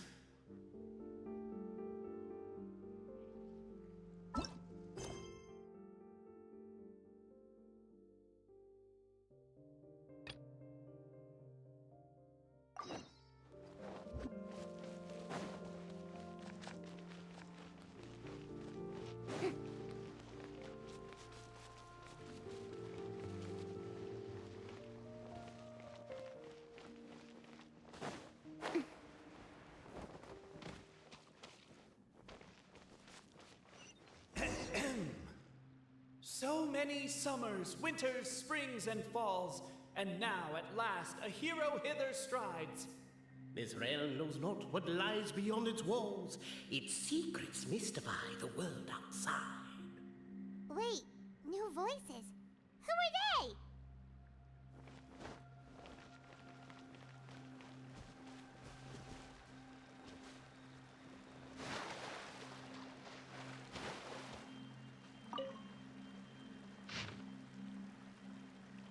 As golden sunlight fills the firmament, that Captivated by the epic poetry and enthralled by the outstanding storytelling, the Outlanders knew what their next objective was. Namely, to remove the clockwork key from the raised platform up ahead. Cafe, I just realized you said we all had to speak like bards, but every time you open up your mouth, I don't hear any rhymes. Yeah, I noticed that too. It's one standard for us and another for you. That's not fair, Cape.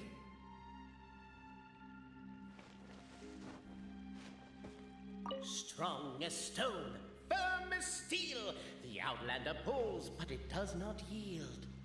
This has happened many times before, but this time is different. A thought enters the Outlander's mind. Attack! Attack! First weaken the structure, then seize the treasure!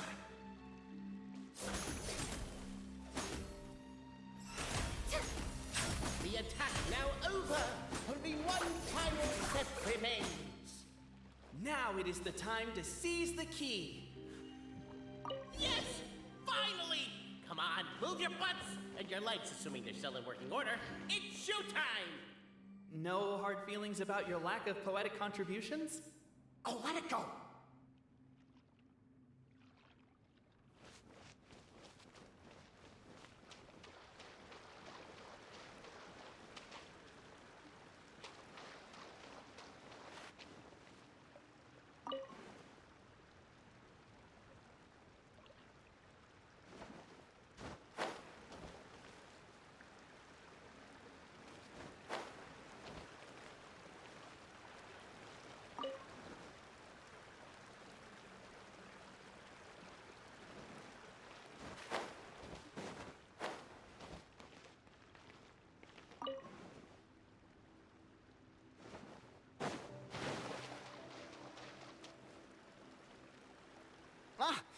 Welcome, esteemed and noble Outlander.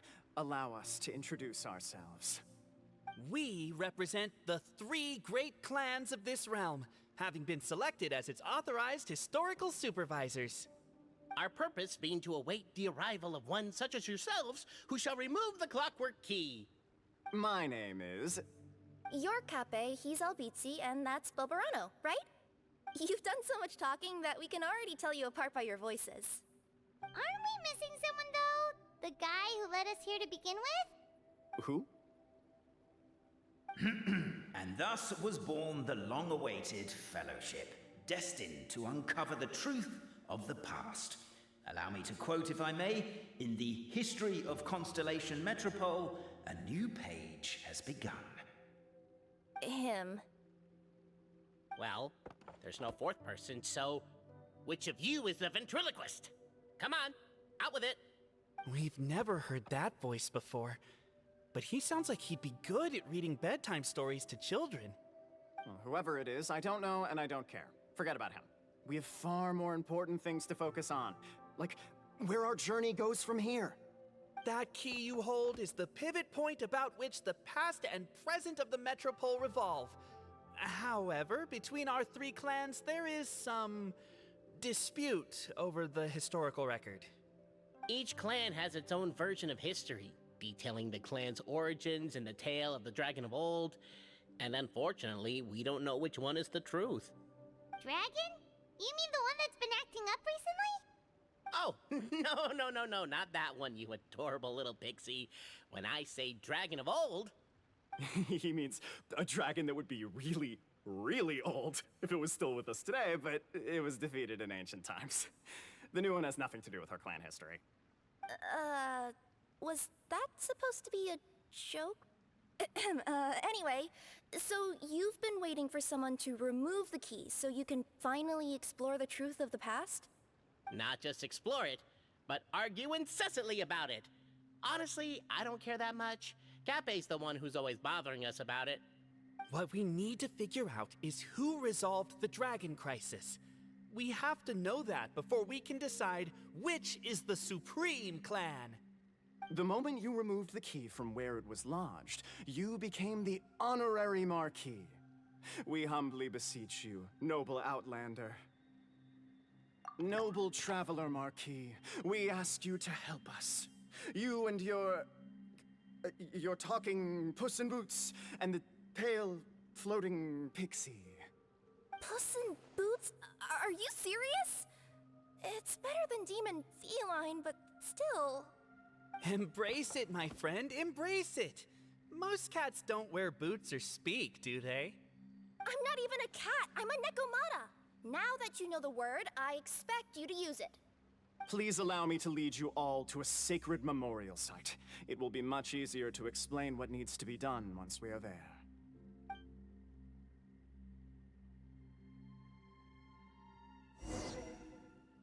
This place is sacred to my clan.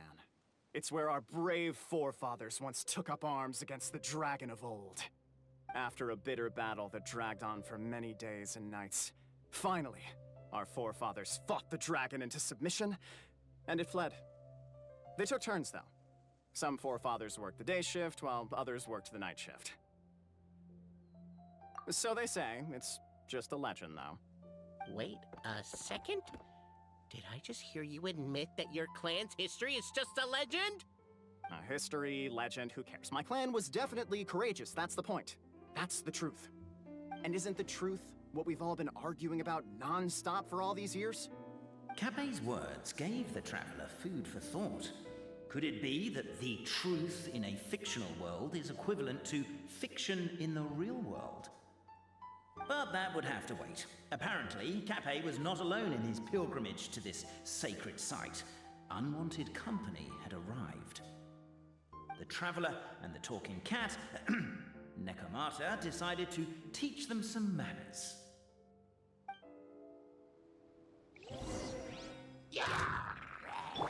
Yoo-hoo! Shine down! Wow. True display of heroism and valor. It was as if the spirits of my ancestors were fighting through you. Here's a thought. Could be wrong. Your martial prowess and show of courage are a more vivid reenactment of my ancestors' feats that suit the modern aesthetic. Now, let's get down to business. As we all know, time is but an illusion.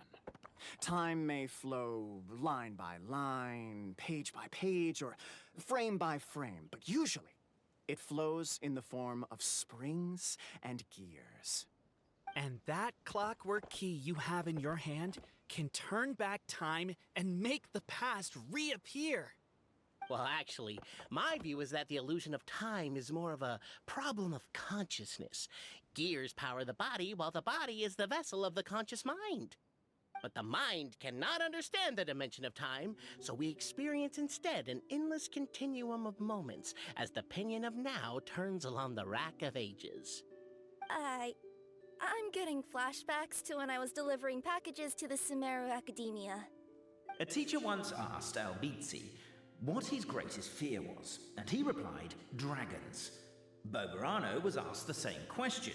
He replied, time, and repeated the argument we just heard. The teacher then turned to Capet and posed the same question. He replied, Boberano. The manuscript that tells the truth of the historical record, the blueprint to all of creation, the work of the great mage themselves. It can be found at the beginning of the Girak, and on the very first page of the book.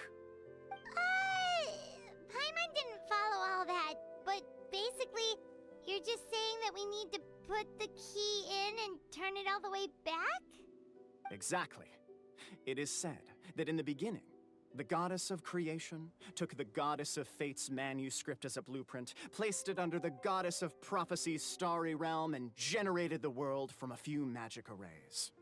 So in a few moments, when the great clockwork key turns the local time here back to the very beginning, we will restore the magic arrays back to their original configurations. Hold on, isn't stealing part of the blueprint of creation a little dangerous? Also, how are we supposed to know the original configurations of the magic arrays?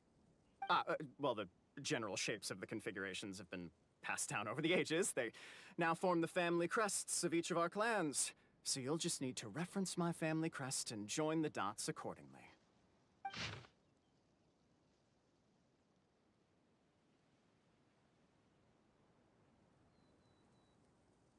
To address your other concern, when the house has already been built, do you really think that taking away the construction crew and blueprint will cause it to collapse? The Traveler Marquis prepares to insert the great clockwork key into the nearby keyhole.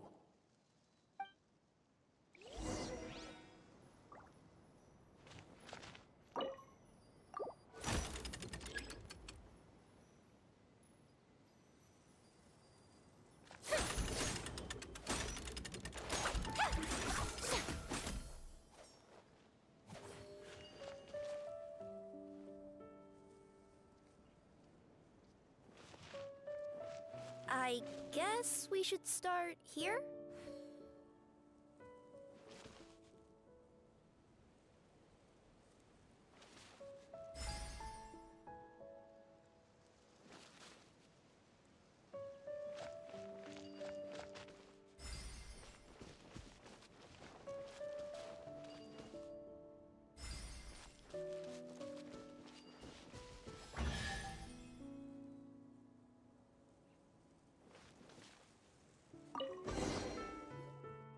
Behold, The sacred writings that record the truth of...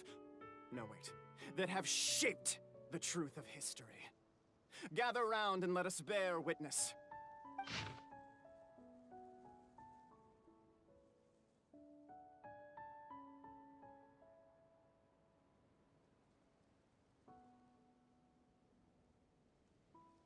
Feast your eyes, rejoice, and cheer, for this is the unquestionable truth. Look at the signature. Nobody is capable of forging that. I don't believe it. So, all along, our histories have been false? Don't lose heart, Albizzi. It does not follow from his is true that ours are false. That might be the most bogus logic I've ever heard. But keep up the mental gymnastics, Boberano. I've been waiting for that look of jealousy on your face my whole life, and I'm gonna savor it. And yet, it seemed that this conundrum could indeed have more than one solution.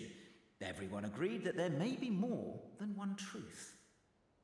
The party decided to visit the sacred sites of the other clans and see what their documents had to say.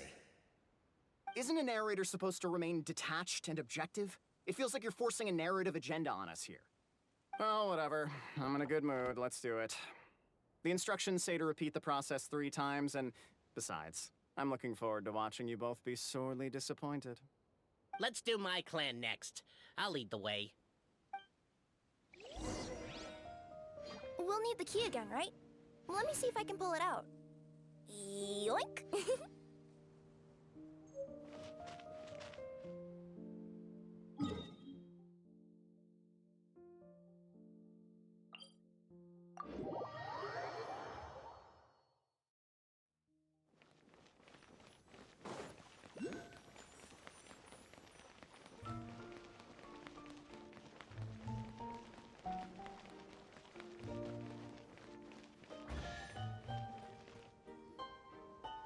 The party finds no pedestal in which to place the great clockwork key, only a locked door.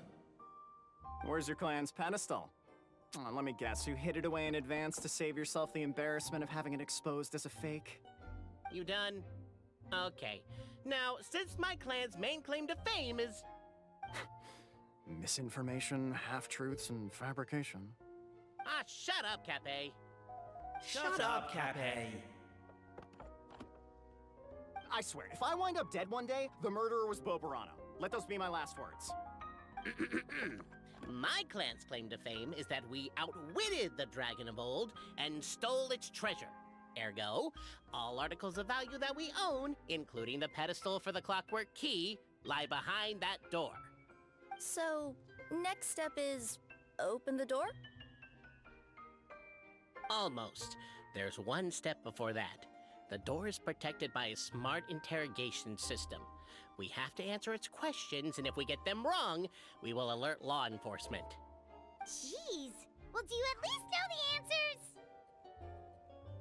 The correction fluid of time has dyed white the pages of the Book of Wisdom.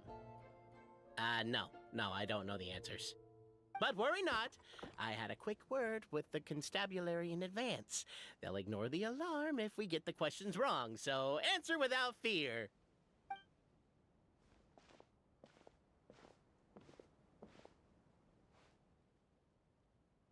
Question 1. Who is it?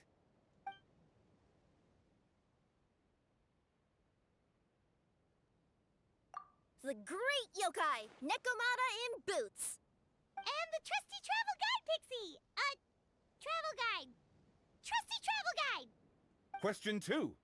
By which virtue did the ancients defeat the dragon?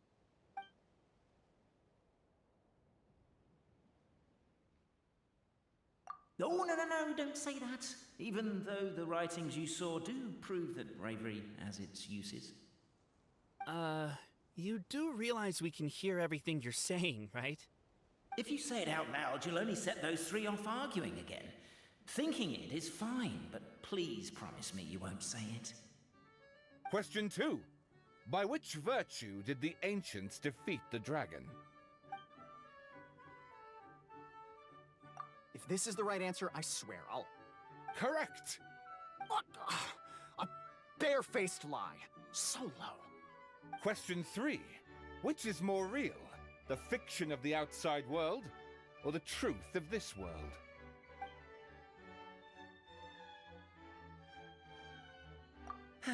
Please try to avoid being unnecessarily cruel in your response. Question 3. Which is more real? The fiction of the outside world, or the truth of this world?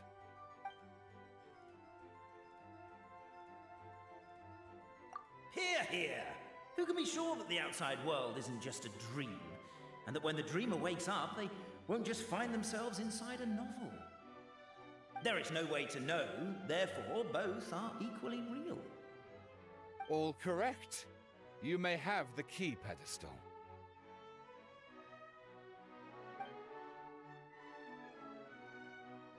Traveler Marquis, you know what must be done. Please insert the great clockwork key.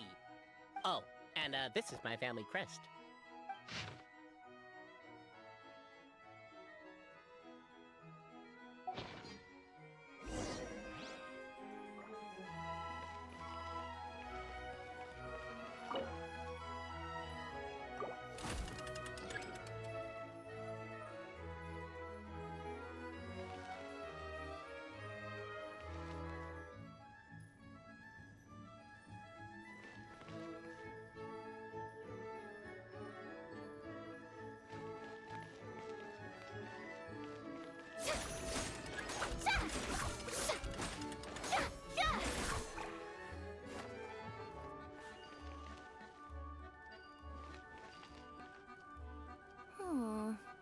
Do we really need this one?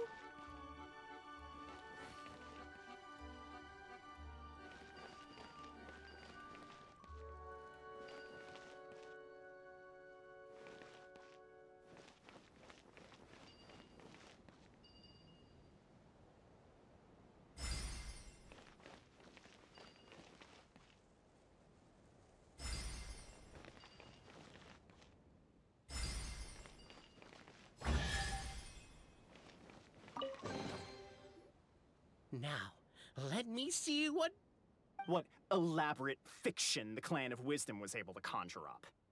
If anyone's listening, I would like to submit these as my last words. I surrender. I'm the one who murdered Cappe.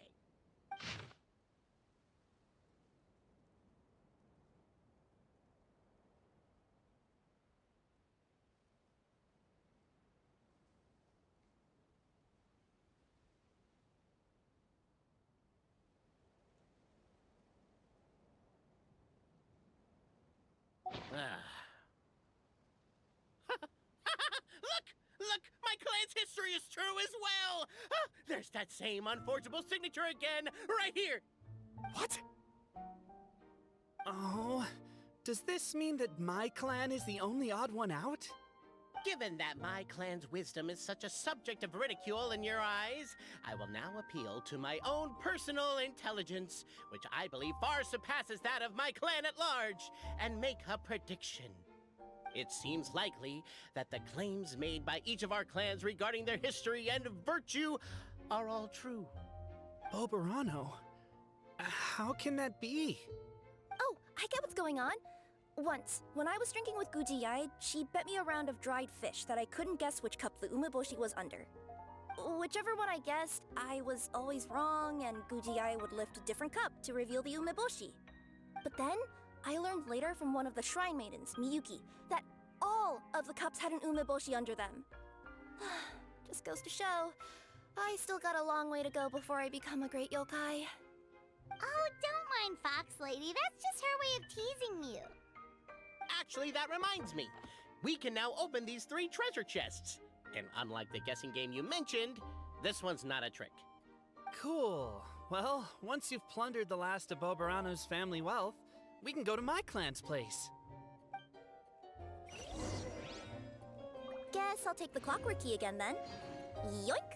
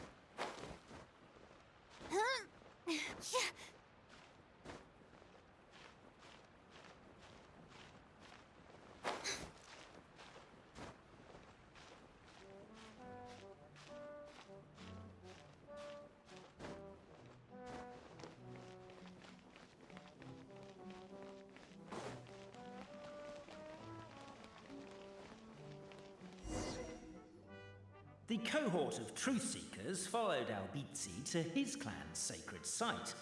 They arrived to the site of a giant guard towering over them. Up ahead is my clan's gigantified guard. He can be a little pig-headed, and he's incredibly strong. Your weapons won't even scratch him. Wait, but wasn't Kappe's clan the one that's all about strength? So, what do you guys believe in then? Oh, the guard is one of Kappe's people. Size is a coveted trait in the clan of strength, after all. Mine is the clan of empathy, and our key contribution is growth serum.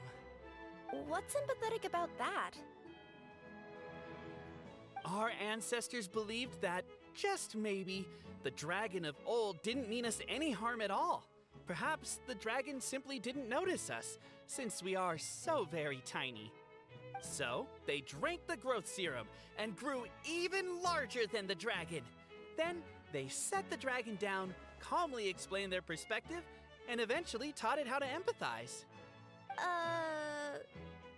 The serum isn't what it once was, though. Nowadays, it doesn't make you grow all that much, and it actually makes you lose your empathy. So, I advise we take a detour. Despite Albizzi's words of caution, somebody, no doubt, has other ideas. Surely we could avoid a conflict with the guard, they think to themselves, if we could just try to understand one another. You could, of course, just take the path to your left and go around. But some people are gluttons for punishment. It's all part of the experience, I suppose.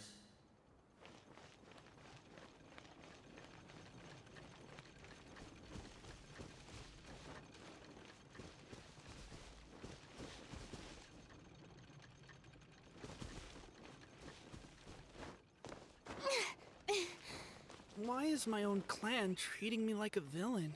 You've been away too long. We all have. Feels like we've been waiting forever.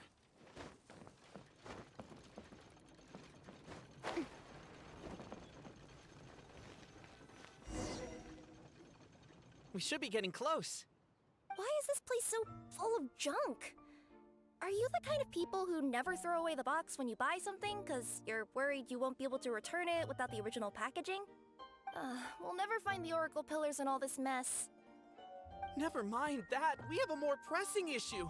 It seems there's a slight problem with my clan's family crest. The Marquis may need to utilize their wisdom to solve the issue.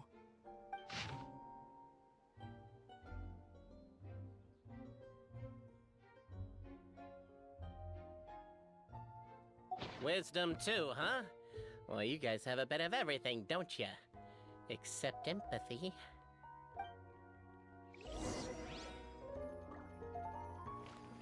Over here! I found it!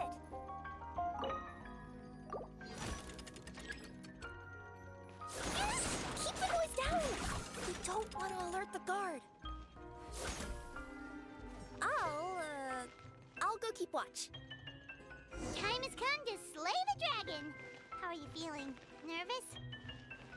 I'm once curious to see what this end of the world place is like. Come on, let's go meet the others at the station.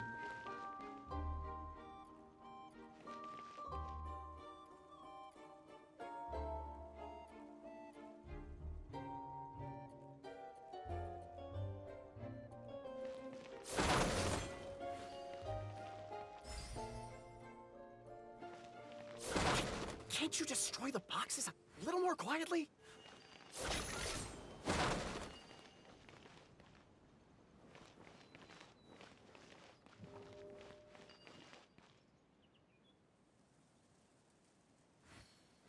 Apparently that was incorrect. But don't blame yourself, it's Albizzi's clan's fault for taking terrible care of their family crest. How could they let something so important get so dirty?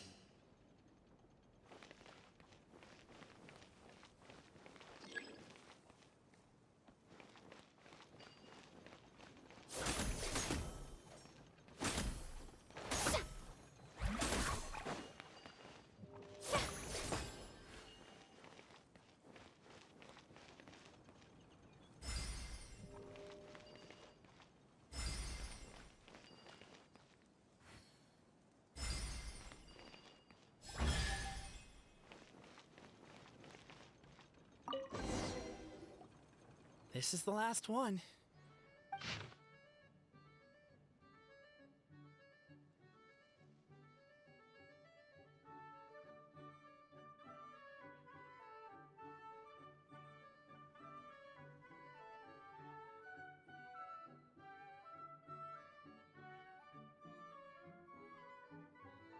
The signature. So it's true. Empathy is one of the founding virtues of Constellation Metropole, too. Just as we suspected, all three are the truth. Okay. Well, this is a lot to process. I feel a little empty inside. Yes, we found the truth, but there's too much truth. I get you. It's like in Inazuma, when there were only 6 books in the Mirage Warrior series, it was really popular. But by the time book number 88 came out, nobody wanted to read it.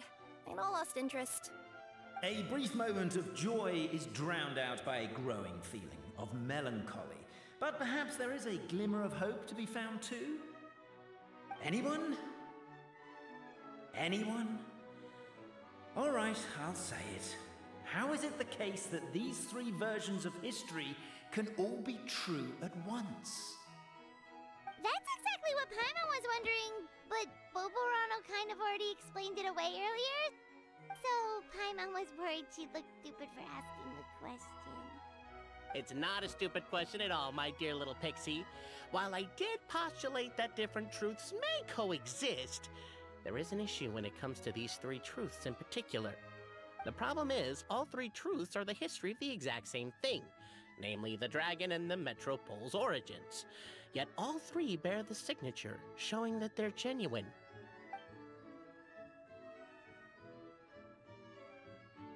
Suddenly, the sound of a bell rings out.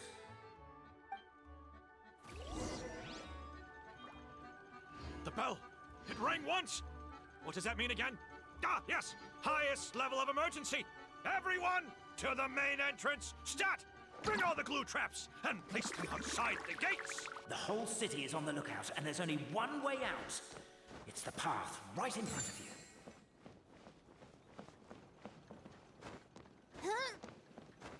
Why'd they ring the bell anyway? Also, why is 1 ring the highest level of emergency? Obviously because you have to respond fast when it's an emergency. It'd be a bit too late if they waited till the 99th ring.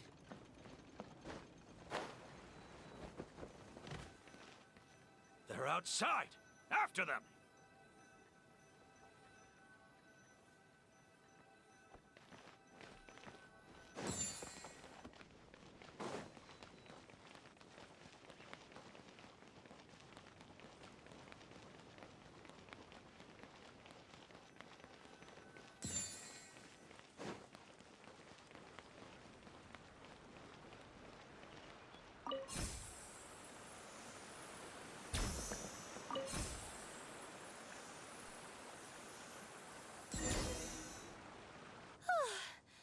We made it out. Don't know if we'll still be needing this clockwork key, but I yoinked it out before we ran, just in case. Okay, but back to the truth problem. There are 3 conflicting versions of the truth, and somehow they're all still true. What is that supposed to mean? I don't know. I doubt anyone here in Simulanka can make sense of it. All we do know is that any manuscript bearing her signature has to be valid. Well, she is the goddess of fate, the creator of all this.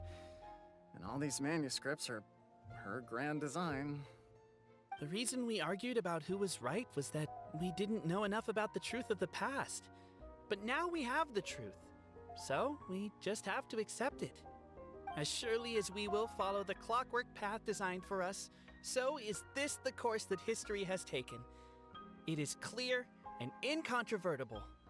We will never argue again. Ah, thank you all. Is that all there is to it?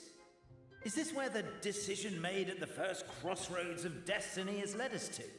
A pointlessly happy ending? Overthinking it would be equally pointless. Well, that's enough for one day. Time to take a break. Could you be any more cryptic? You're planning something. Paimon knows it. Whatever happens, today was a breakthrough in my journey of discovery. I will go back and share it with my clan. Me too. And me. Let's leave it there for today then. I'm sure we'll find out what else Mr. Narrator has planned for us tomorrow.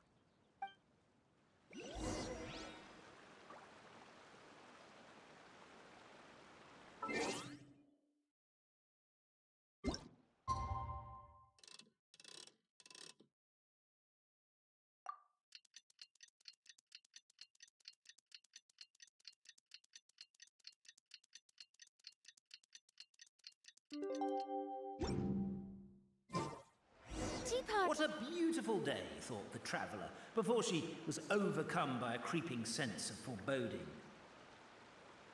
The voice in her head grew louder. Must go to Pendulum Lane.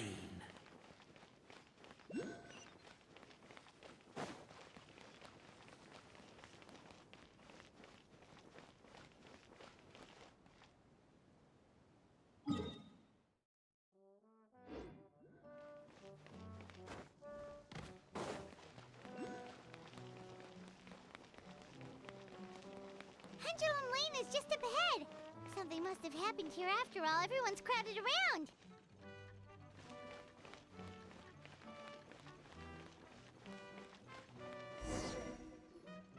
Oh my god, this is terrible! I don't understand. The three great clans of Constellation Metropole have finally made peace with each other. Who could have done this? What happened? Oh no, someone's lying on the ground. Cappy! How did this happen? Cappy, you idiot! Wake up! You need to revise your last words or everyone's gonna start suspecting me! Last words? What did he say? If I wind up dead one day, the murderer was Boberano. Ugh, you could have at least pretended to not remember it. I'm sorry, Boberano, but this is an interrogation. I have to give the detective straight answers. Don't worry, Boberano. I don't consider you a suspect, nor do I have the authority to charge anyone with a crime. So, are you the last people to have had contact with him? My sincere condolences. You were travel companions, right? It's a real tragedy. I'm afraid he'll be out cold for another hour and a half, at least. Huh? Yeah, I know. It's despicable. Hitting someone in the back of the head is the second worst act of cruelty there is. The first being replacing their gear oil with extra strong glue. So, Cappy's not dead? His gears, metal frame and shell are all still in excellent condition. It's just his energy supply that's been all messed up. Wait. But surely you can't be suggesting that just because Cappy isn't broken, there's no need to go looking for the culprit. No! There's a need! Huge need! Unfortunately, this is rapidly turning into a cold case. There's no evidence and no witnesses. Unless there's an official clockwork pedestal, the goddess of prophecy around here somewhere. Excuse me. Then suddenly the long-lost dragon of old flew across the sky. Where? I didn't see anything. Wait, why can't I move? No, my mistake. It was just a cloud. Or a bird. Or something. If only we could turn time backwards and replay the crime. Isn't that one of those, clockwork socket things right behind you? So it is. No wonder everyone here is suddenly struggling to move. Traveller, if you please, let's recreate the crime scene.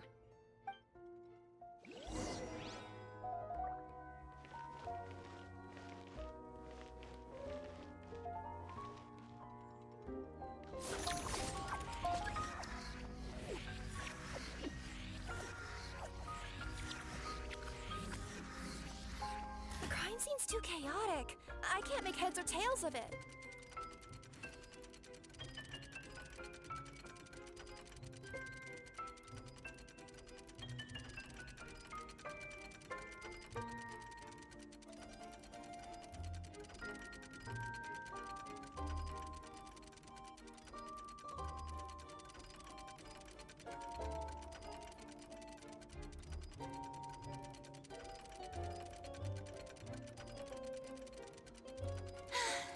Being too popular can be such a hassle.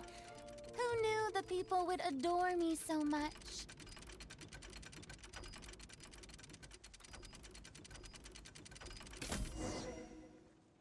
Well, that clears it up. Cappy was walking along the street, and he suddenly collapsed. He was faking it. What? So case closed? Aren't you supposed to investigate a little more first? We literally replayed the crime scene and saw it with our own eyes. There's no need for any evidence gathering or powers of deduction now. And besides, maybe the truth is inherently strange by nature. Like how Constellation Metropole has 3 histories, each of which is the truth.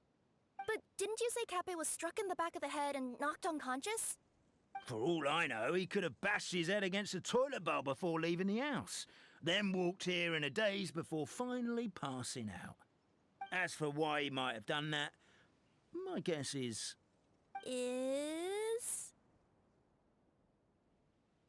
With the Supreme Clan question left unanswered and the tension in Constellation Metropole suddenly wiped away, he was looking to create a new source of conflict. Only then would the city feel alive again. Do we really think he's capable of that, though? Sounds like a pretty complicated conspiracy for the average Simulanka resident. Traveler, something about the crime scene isn't sitting right with me. It just seems unnatural. Also, anything outside of the immediate area won't have appeared in the replay. Is it possible that something was missing from the scene? Why don't we search the area?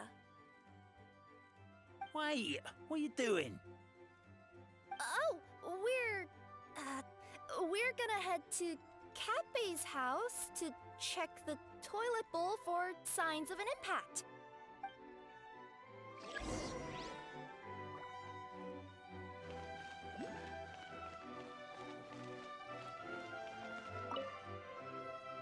Hello there. Have you seen my spear by any chance? Someone was shouting about a dragon a minute ago, and I instinctively threw it into the sky. Yeah.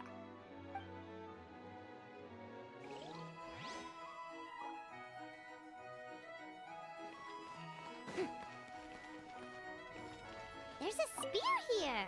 It looks so mysterious. Let's take it.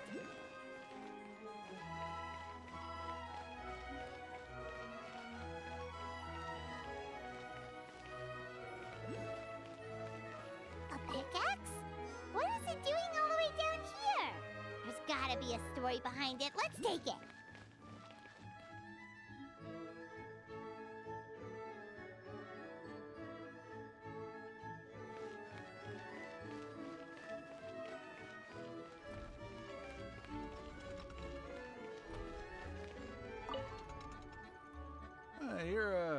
You're not from these parts, are you?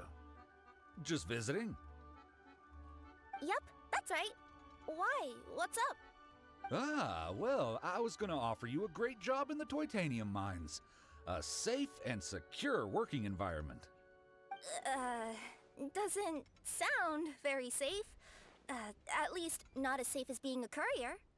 To keep the Titanium ore intact, we use specially designed pickaxes that can't cut through it.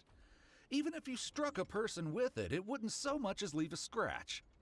And in terms of labor intensity, the work has been rated as Class 2 physical labor by a reputable organization. Even cats can do it. I'm not... never mind. I give up. Welcome to Paimon's world. Mind you, I don't know what happened today, but somehow a pickaxe has gone missing. Maybe one of the giant guards broke it down, so someone took it to perform a rapid resuscitation procedure. Sounds pretty brutal for a first aid technique. Still, a missing pickaxe. Huh. Is it just me, Traveler, or does it seem kinda suspicious?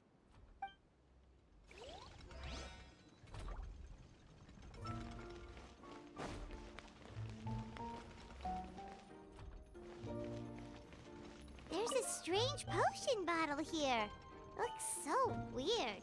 Let's take it.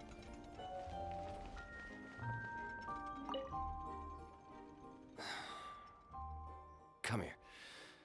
Whatever it is you were looking to buy, please do come back tomorrow. It's just, I have to close early today. A bottle of growth serum has gone missing.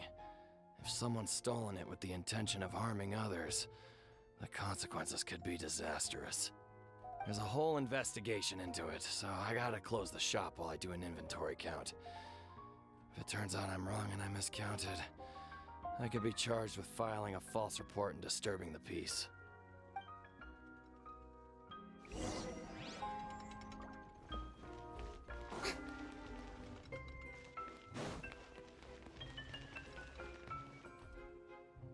Let's say one of these was the weapon used in the assault. Which one do you think it is?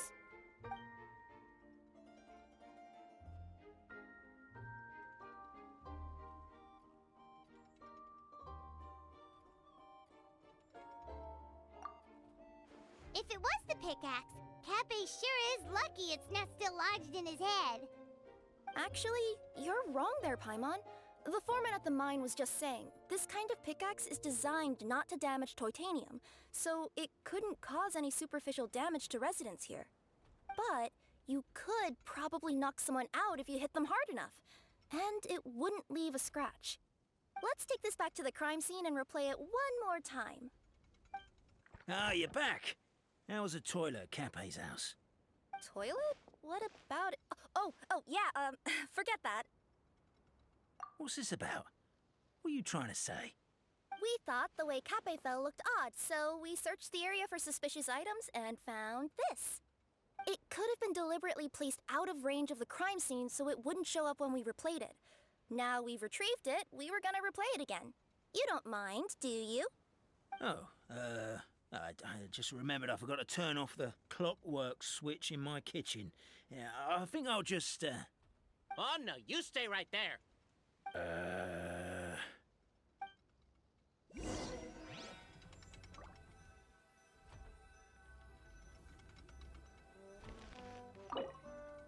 We should be good now.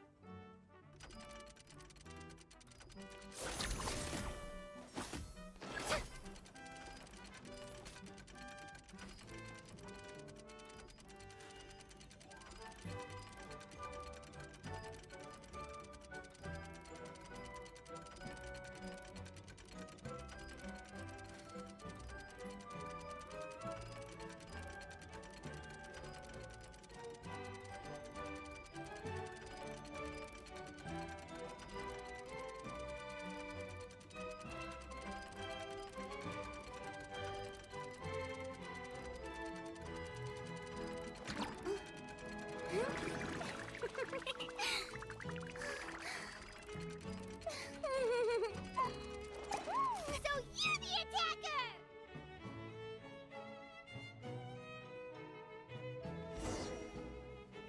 So, it was you!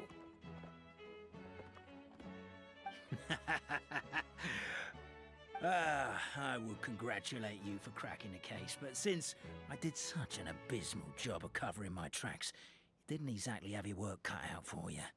So, all I can say is... Catch me if you can!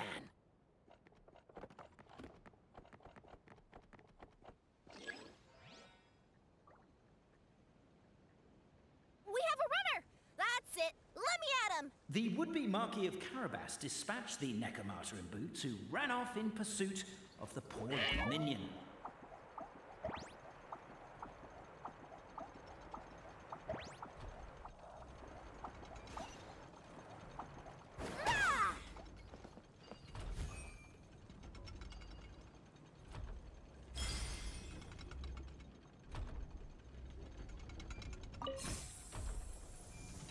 The minion's poor little lower back was protesting painfully against the intense physical activity. He decided to take the elevator, giving him a moment to catch his breath. Really? His lower back asked. But the minion had no other choice. He resolved to make the jump down. By this point, the Necromartyr in boots was gasping for air. The minion was huffing and puffing, even more loudly. But we'll ignore that. I'm not! Don't underestimate the gold-level courier of the Komania Express!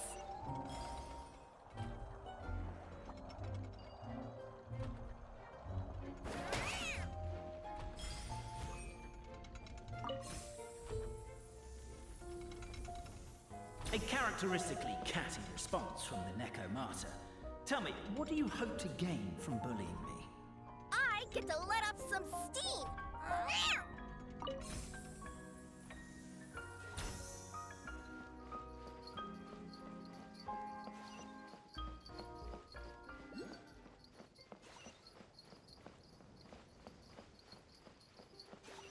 Ha-ha! You fell into my trap. In fact, all the glue in this world is created by me, using my narrator powers. I make it and the residents just gather what they need. Rats! Oh, I'm so jealous of you guys right now. You can just jump out of your shoes and keep running, but Wait, I'm where... The unnamed minion made a last-ditch escape attempt. Began his long climb,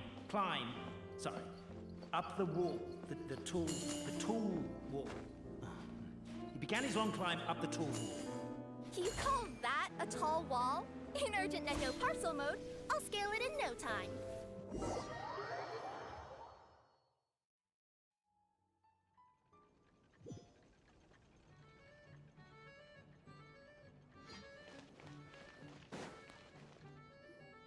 So, it was you!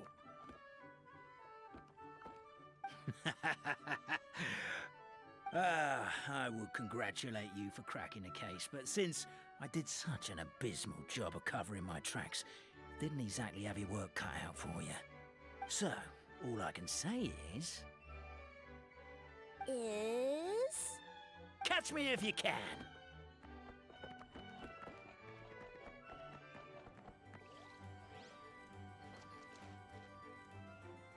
We have a runner!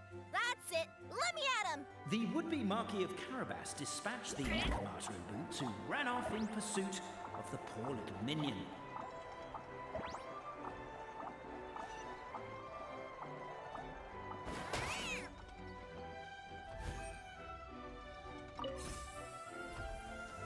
The minion's poor little lower back was protesting painfully against the intense physical activity. He decided to take the elevator, giving him a moment to catch his breath. Really? His lower back asked. But the minion had no other choice. He resolved to make the jump down. By this point, the Necomata in boots was gasping for air. The minion was huffing and puffing, even more loudly. But we'll ignore that. Not! Don't underestimate the gold-level courier of the Komania Express!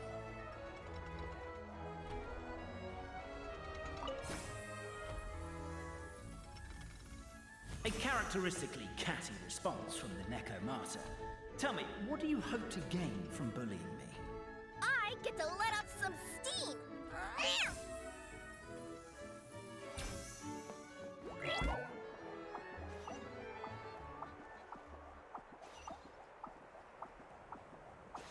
Ha-ha! You fell into my trap. In fact, all the glue in this world is created by me, using my narrator powers. I make it and the residents just gather what they need. Rats! Oh, I'm so jealous of you guys right now. You can just jump out of your shoes and keep running, but... The unnamed minion made a last-ditch escape attempt. He began his long climb, up the wall, the tall wall. He began his long climb up the tall wall. You call that a tall wall? In urgent Neko parcel mode, I'll scale it in... I'm beat. I surrender.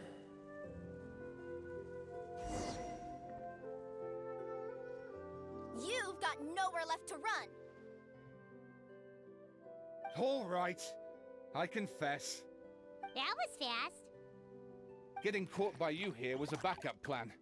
I don't know if what I've done will make things better or not. Time to come clean. I am the narrator, the one who's been guiding you all this time. Okay, I guess my voice acting skills have some room for improvement. Anyway, I only did what I did because... Why are you suddenly spilling the beans? I poured my heart and soul into all this. I was worried you wouldn't ask. The truth is, I was one of the first conscious beings ever made by the goddess of creation, and I've known for a long time that this whole world is just a fairy tale written by the goddess of fate. I know they say that fairy tales are just made up for kids to read, but I refuse to believe that fairy tales are just fictional stories and nothing more. The reason why Constellation Metropole has 3 origin stories is that the goddess of fate wrote 3 drafts and couldn't decide which one she liked best. Then her cat trod all over them, and they all got crumpled together, so the 3 worlds just sort of folded into one. The goddess of fate was torn between them anyway, since she couldn't decide which ending was best for the dragon or the kids. So when she saw what the cat had done, she simply decided to go with all 3. Who'd have thought? But what does any of this have to do with what you did?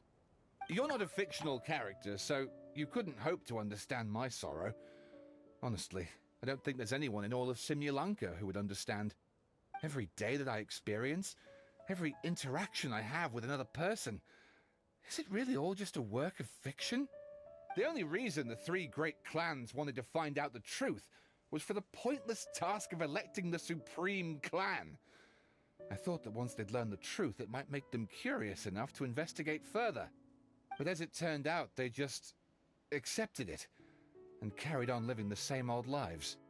I have to motivate them to keep looking for answers now that they think they've learned the truth.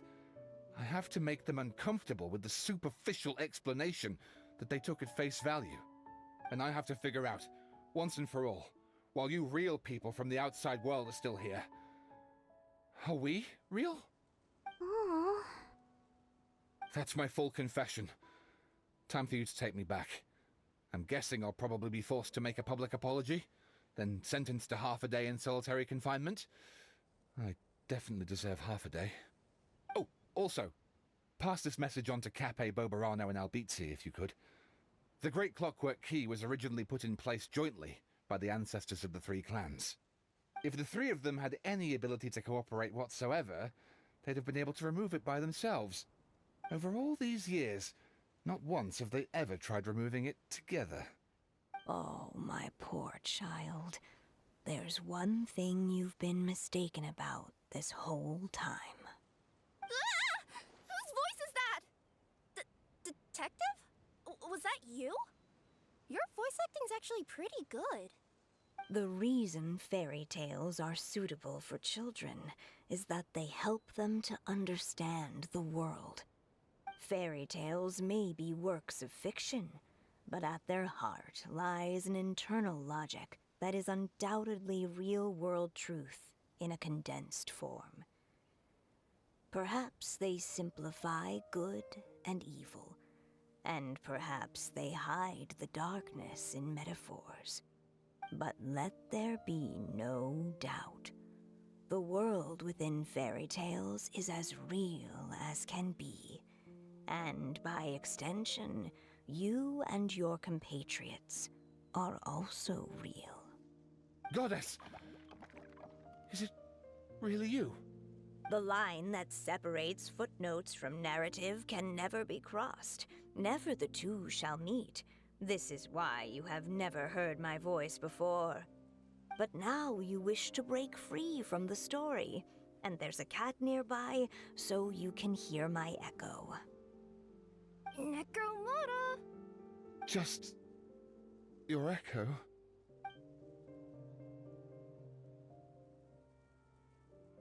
Oh, poor detective. So, we are a part of the real world too.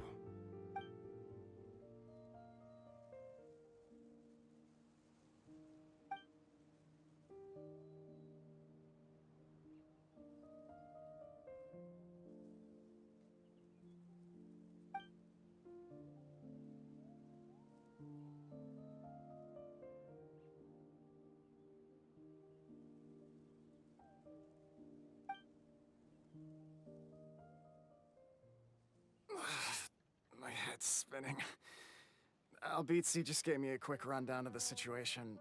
So you caught the detective? Sorta. We chased him until he surrendered. Oh, and he asked us to pass on a message.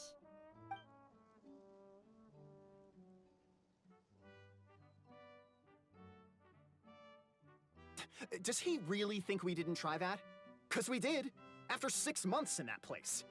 Ah, that was my bad. I thought it was a stupid idea at the time, so I didn't really exert myself. I also sort of stopped trying after 3 years. You... Never mind. I'm partly to blame as well. On the second attempt, I just hugged the key and pretended like I was pulling as hard as I could. You guys are so lazy. My granny's neighbor's pet cat has nothing on you, and it spends all day, every day sunbathing. Anyway, you said you heard the voice of the Goddess of Fate at the end? That's amazing. There is a world beyond our own after all. What would you guys say to taking a trip to the outside world sometime? Otherwise, I got bashed in the back of the head for nothing. Depends. Do either of you know how to get there? But yes, I agree we should go. And not invite the detective, just to annoy him. But maybe the reason we've never worried about whether we're real or not is that, unlike him, we weren't there to witness the creation of this world. We've never had any reason to doubt that we're real. If someone ever convinced me that these delightful dimwits, Cape and Albizzi, weren't real, oh, I'd be devastated.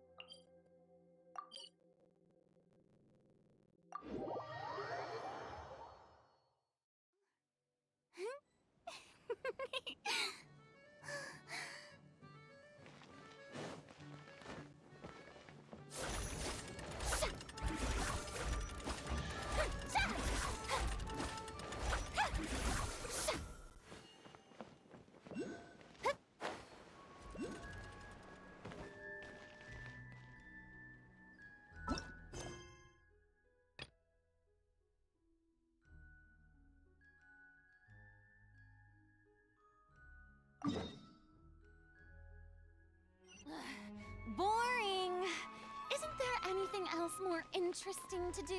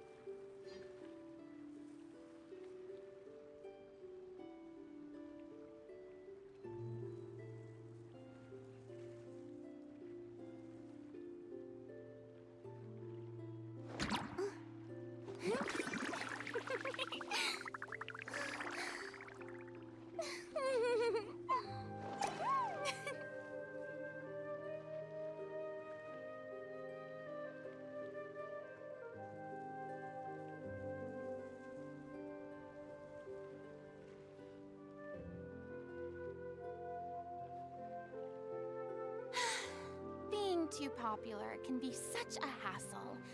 Who knew the people would adore me so much?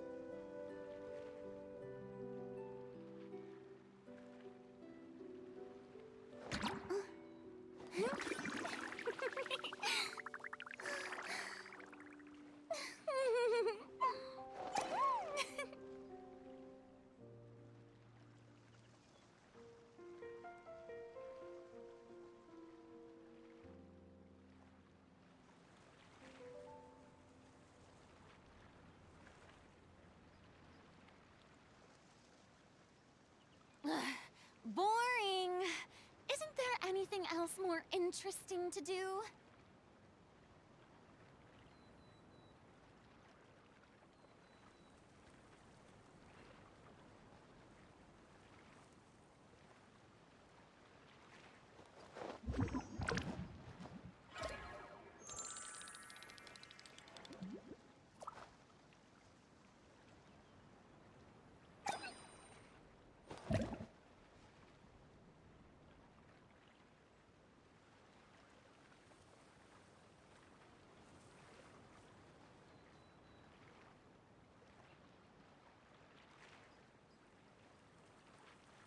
Tea parties are a must for the well-mannered.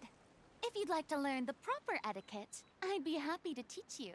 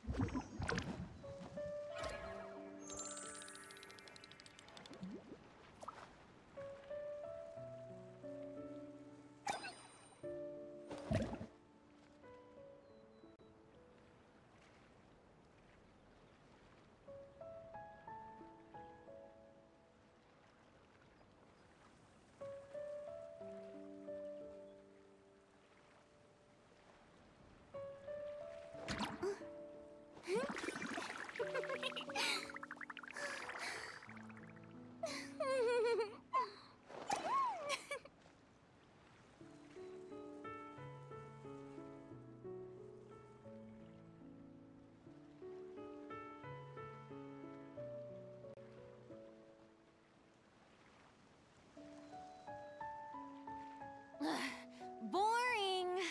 Isn't there anything else more interesting to do?